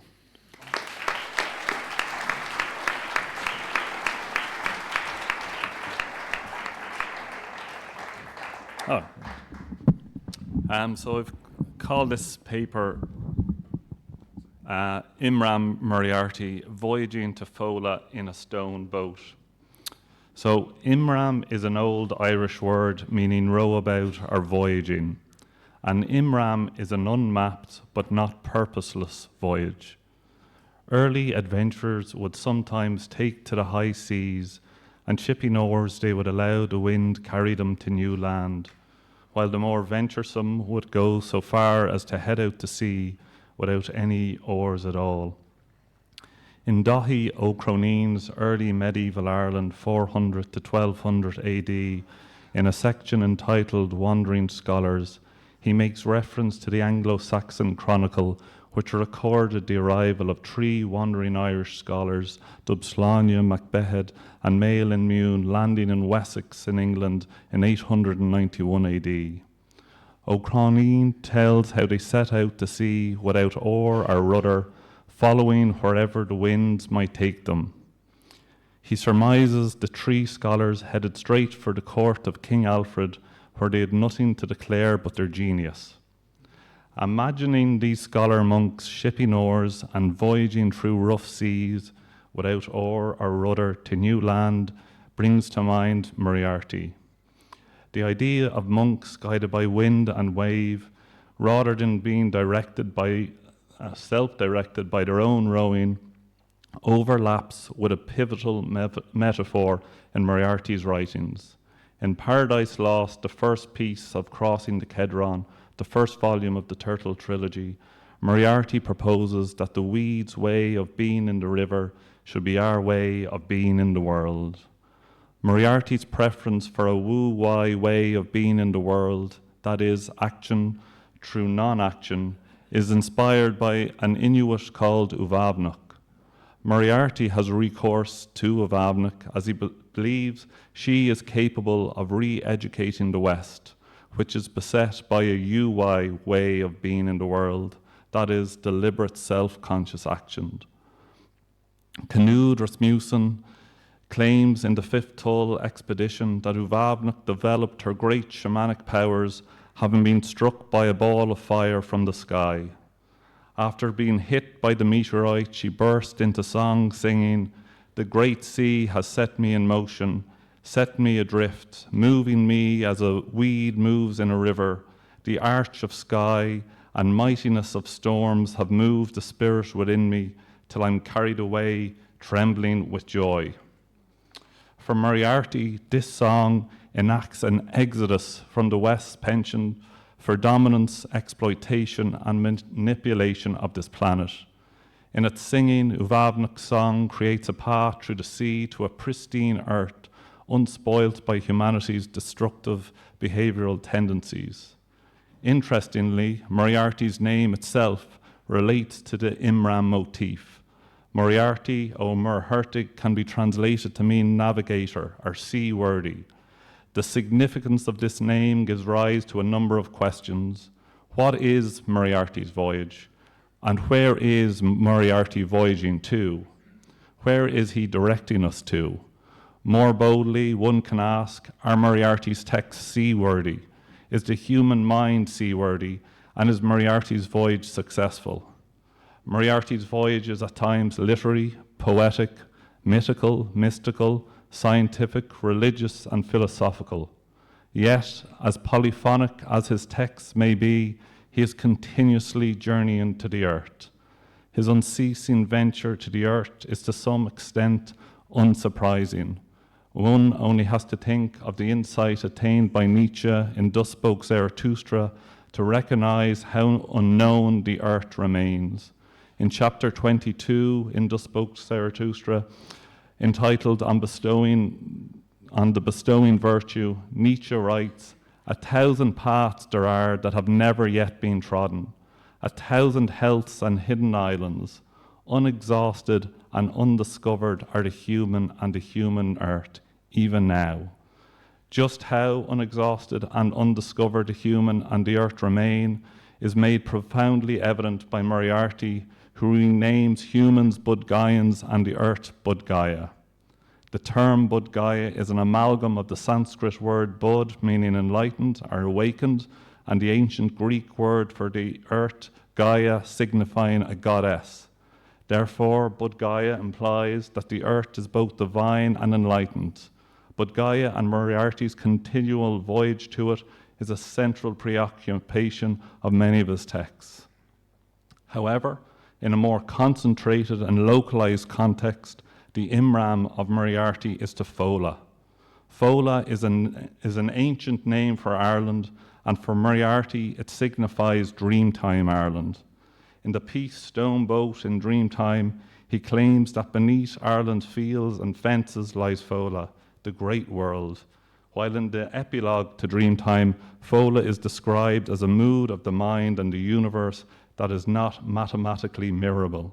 Moreover, he declares that every fode of Fola is potentially a Fodgin Mary, that is a sod of bewilderment. Extending this insight, every focal or word spoken in Fola can be considered a Fodgin Mara too. Therefore, whether coming home from a neighbour's house or having an ordinary conversation with a neighbour or friend, it is possible at any moment to step upon the Fodgin Mara and being suddenly engulfed by an Imram. Nonetheless, Moriarty calls into question the extent to which individuals undergo an Imram in Ireland. For Moriarty, Ireland and Fola are separated from each other by a single footstep, but in that footstep lie perilous journeys, initiations, actors and Imrams. Hence, a decisive distinction exists between Ireland and Fola. Moriarty deftly explores the difference between the two by arguing that Ireland is what the Irish have done to themselves and the land in Fola. Ireland is what the Irish have settled for in order to establish a bulwark against the actors and Imrams of Fola. How does Ireland act as an elaborate defence system against the Imrams of Fola? It is possible, perhaps, to answer this question by turning to the piece Stone Boat once again, where Moriarty asserts our empirical, economically driven everyday lives are forms of entrancement, and by cooperating unconsciously and hypnotically with it, we maintain it with enormous energy. Nevertheless, the possibility always exists for this bulwark to be breached and for someone to enter Fola. As Moriarty notes, like a dew, the fields and fences of Ireland had lifted, dispersing, in my eyes also and in my mind, and a mist had dispersed, and there it was before me, Fola. How does this conceptual, empirical, socio-economic mist disperse, allowing Fola to reveal itself? Moriarty illuminates multiple pathways and trails into Dreamtime. In Connell's Well, he points out how if you aren't philosophically fit to walk in the other world, you aren't philosophically fit to walk in this world, and that all other worlds and this world are one world. Additionally, the only philosophical words you need are wonder and again wonder. Another path into Dreamtime involves consenting to be dreamed by something, whether it is a rock, an ant, a star, or a sea. And on other occasions, he maintains that it's only when we consent to be dreamed by the nothing that before anything was that we can cross into it. More challengingly, Moriarty identifies undergoing the Cessnoden with the horse goddess Rhiannon and the Triduum Sacrum with Christ as gateways into Dreamtime. Leaving aside these more complex entry points, I want to hone in on the stone boat that surfaces in Moriarty's text. The piece Stone Boat draws attention to a famous stone on Arran. From the perspective of a geologist, it is metamorphic, erratic, brought to the limestone island from the South Connemara coast during the Ice Age. But Moriarty asks, why limit it, looking at it with Gorgon eyes to the hard geological face of it?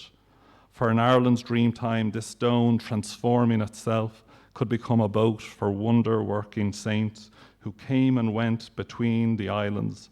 Curiously, according to Fernando Alonso in his paper, Galician Legends, about miraculous sea voyages in stone boats, some Irish and Breton parallels, saints travelled between Ireland, Wales, Brittany and France, and Galicia in northwest Spain in stone boats. a willingness to venture beyond an exclusively geological or Gorgon way of seeing enables one to perceive the stone as a perceptually transformative vessel, capable of prizing open the wonder eye in us, and thereby allowing our vision to become visionary. Significant parallels can be found between Stoneboat and the piece Ola Fola in Dreamtime, as Moriarty writes of a son who capitulates to the embarrassment of believing, like his father and grandfather before him, that a certain rock turns into an old woman driving a cow every year, 7 years at Samhain. The father, recognizing his son's difficulties, comforts him by claiming, if in the eyes of the world you aren't embarrassed by your beliefs about the world, then you may conclude that the wonder eye which is in all of us hasn't opened in you. Thinking of the stone that turns into a boat and the rock that becomes an old woman driving a cow, we can imagine with Moriarty and Aristotle, who discovers that there are no laws of nature, only the surprises and miracles of nature. Broadening his awareness of this miraculousness of what is, Moriarty concludes we should no longer call what we live in a universe, but a tomophony. In other words, what is wonder become manifest. The Imram of Moriarty also bears semblance to the otherworldly adventure known as an Actra. This adventure was undertaken by a hero wanderer at the request of a beautiful woman to come with her to the other world. Imran Bran, or the Voyage of Bran, is a preeminent example of this type of adventure, and Moriarty pays it much attention. His sustained engagement with Imran Bran stems from its presentation of the gift of silver branch perception. Silver branch, or paradisal perception, allows one to perceive the world in its divine luminosity. To receive the gift of silver branch perception is to undergo a perceptual transformation, enabling one to see the miraculousness of what is. The gift of silver branch perception can be found in Imran Bran, whereupon Bran encounters Manannán, god of the sea. Manannán describes his kingdom to Bran, and in doing so transmits the gift of silver branch perception to him. In Gerard Murphy's early Irish lyrics, he translates Manannán meeting with Bran at sea in 28 verses. The first 3 verses read, Bran deems it a wondrous pleasure to journey in his coracle over a clear sea, while for me the chariot which I am is driving from afar over a flowery plain. What is a clear sea for the proud ship in which Bran is a many-flowered plain of delight for me in a 2-wheeled chariot. Over a clear sea Bran beholds many breaking waves. I myself behold flawless red-topped flowers on the plain of feats. The wondrous other world that Bran MacFebble set sail for turned out to be this world freshly perceived, yet for many this new mode of perception remains unknown and alien. This third stanza of the original text is of particular import, as it makes evident how far removed Bran is from Manannán's way of seeing. An essential distinction is made between Atchi, Bran sees, and Manannán's Atchu, Manannán sees. The difference between Bran's way of seeing the world and Manannán's exemplifies the difference between this world and the other world. The incongruities between the two is how they perceive the sea demonstrates how much voyaging lies ahead of Bran. For Moriarty, if a voyage does not involve a voyage to new kind of seeing, it is without merit. Hence the fervour in which journeying to the moon or Mars or some other distant planet is pursued is viewed as inconsequential. According to Moriarty, a voyage to new seeing naturally leads to a voyage to new being. Being is hyphenated in order to help us think of being as a verb rather than a static noun. Bearing this in mind, it becomes more comprehensible why Moriarty invests so much significance in Imran Bran. Bran's encounter with Manannán introduces silver branch perception into Ireland and heralds the possibility of it becoming both a new prevalent mode of seeing and being simultaneously. As such, the eruption of silver branch perception in the world would signal that humanity had the potential to radically transform its relationship with nature, thereby demonstrating it had for the first time learned to evolve with the earth rather than apart from it. Yet silver branch perception remains a distant possibility, and in the meantime humanity continues to look reductively upon the earth. In the poem Paradise Lost, Moriarty concludes with the following words: that it might see us understand, we solve the earth. That it might see us show its hand, we blitz the rock with metaphors, we blitz the land. Blitzing the land with metaphors and words such as it, acre, hectare, property, humanity has the propensity to look with a poisonous eye upon the earth. Balor is the archetype of this poisonous eye, symbolizing our collective virulent way of perceiving the earth. His conflict with Lugh, otherwise known as the Battle of Moya, becomes a seminal struggle in Moriarty's writings. In the midst of this mythic battle, a critical juncture is reached, whereupon the protective lid covering Balor's poisonous eye is lifted. The original lines read, "To Cahir and Melee Diadark Balor." Through Moriarty's expansive translation, it reads, "The 9-layer lid that had been built about Balor's poison eye to protect the world from it. Right now, right in the middle of that battle, that lid was lifted, the eye glared, and unless something was done about it, unless it was itself destroyed, it would have destroyed the world." Our collective deadly eye convened in Balor's evil eye, our Dasul Mildagak, and with devastating ecological consequences. Working in symbiosis with Balor's evil eye is the Nemtenga, or the evil or bad tongue, imagined by Moriarty as a cormorant's tongue, like a muscle that opens and closes like a crab's claw. A tongue in which every word it utters seeks to reduce, constrict, narrow, and contain what it speaks of. For 3 centuries, Balor's eye has been turning the world into a wasteland. Moriarty's Dreamtime fights that eye. It fights Balor in us, it fights Medusa in us, it fights everything in us that is perceptually and conceptually hurtful to the natural world. It fights all old demiurgic and heroic myths and metaphors insofar as they become forms of our sensibility and categories of our understanding. It fights the it world we project into the living world, and in that fight, its motto is animum debes mutare non caelum. These wide words with which Dreamtime opens are taken from a letter Seneca wrote to Lucilius, conventionally translated as, "You need a change of soul, not a change of climate." Moriarty's braver translation reads, "It is yourself as a perceiver of the world, not the world that you should be attempting to change." Thus, whether we are aware of it or not, this great battle is being waged within us all. The conflict now is not between Balor and Lugh, but between Balor and Manannán.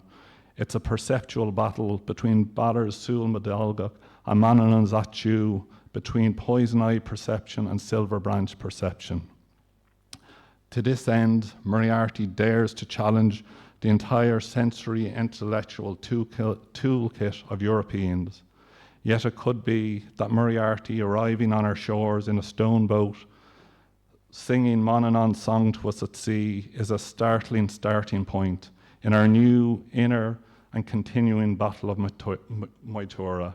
And maybe when we learn to sing and be sung by Manannán's song at sea, we will come away from the battle of Moya wounded but trembling with joy.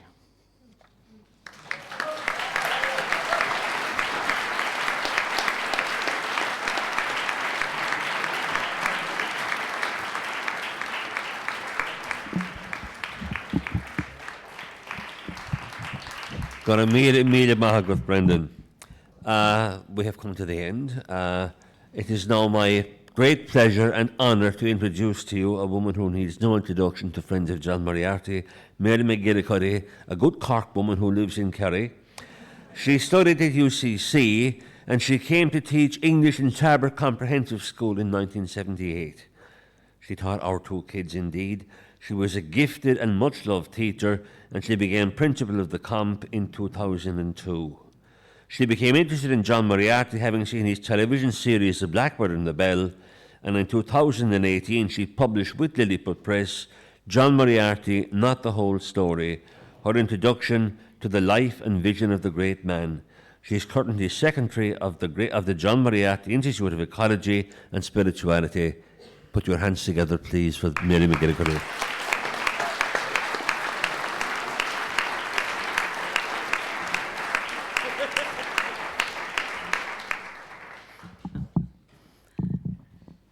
Thank you very much. I just said to Conor, what time is it? And you wouldn't like to hear what went through my head when he said it's 5:25. I had a few words written. I'm not going to go there.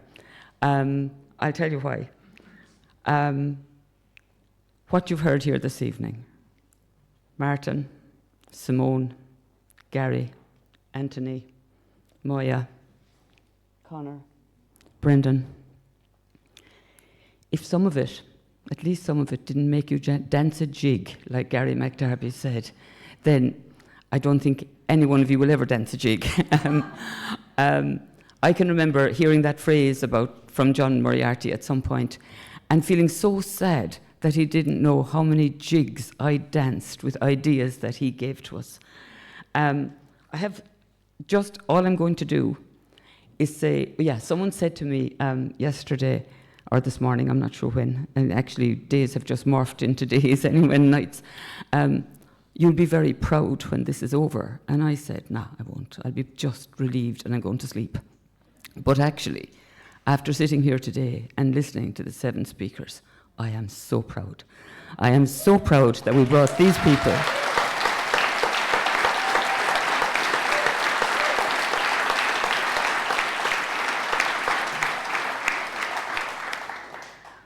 That we brought them here to my van to talk about John and to bring so much wealth, riches, everything to us. And I'm just going to read Dreamtime, I Love. And from Dreamtime I'm reading, we don't need new heavens and a new earth. We only need new eyes and minds with which to see and know the earth and the heavens we already have. And the opening quote from Dreamtime, and you've heard it a couple of times already in different forms. It comes from the Roman poet Horace. You should change your state of mind, not the sky. And I think that's what John enables us to do. I'm going to read the end of what I wrote for you for today. And one of the pieces that I danced the greatest jig to was when I came across the idea that Moriarty told us that in spite of everything, no matter what the scientists are going to say to us, no matter how deep they're going to, no matter how much they blast the atom, they're never, ever going to explain it. Because he said there's a diamond dimension to our world. And he called it the Hosanna at the heart of the atom. And I think that that's just wonderful. But he followed that by saying, no matter how evil, in no matter how many lifetimes I might have been, I continue at the core of my soul to be as pure as a drop of water on a lotus leaf. It is only behaviorally that our world is in trouble, that we are in trouble. Behind everything, there is purity. Adam and Eve are still walking in paradise at the core of their being. At the core of his being, the devil is still an angel, still singing the heavenly hymn of praise. True, at the core of his being of Caligula, true, at the core of his being of Stalin, of Nero. True of the atoms of the cells of your seeing, true of the atoms of the cancer cells that are killing you. Not one of us, but is still walking in paradise at the core of our being. This, he says, is Silver Branch perception. This is a way of seeing no matter what thing. And this is the vision that has to flourish in us before there can be any real change of behavior in the world. He once said, it is always in the single individual that humanity comes to its feet. And if all we can do as individuals is to develop this Silver Branch perception within ourselves, if all we can do is to cultivate the care and compassion that this vision demands. Care and compassion for those we now see as the very worst transgressors, those whom we exclude and demonize, the terrorist, the paedophile, the racist, the suicide bomber, the right-wing fundamentalist, and know that somewhere at the core of their being, they are still walking in paradise. Then maybe we will move beyond the language of anger, accusation, and exclusion to the language of war, to more inclusive, sympathetic vision, and thereby open at least one pathway to a more compassionate way of living in a world behaviorally flawed, yet, as John Moriarty tells us, potentially glorious. Thank you all very much.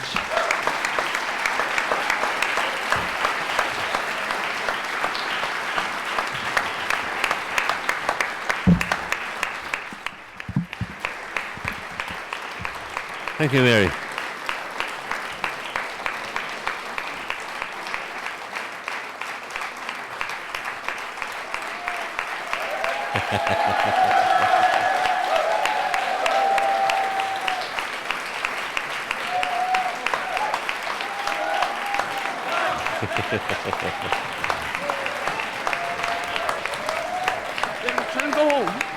I will.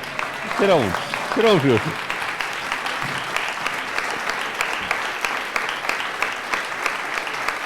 Please stop.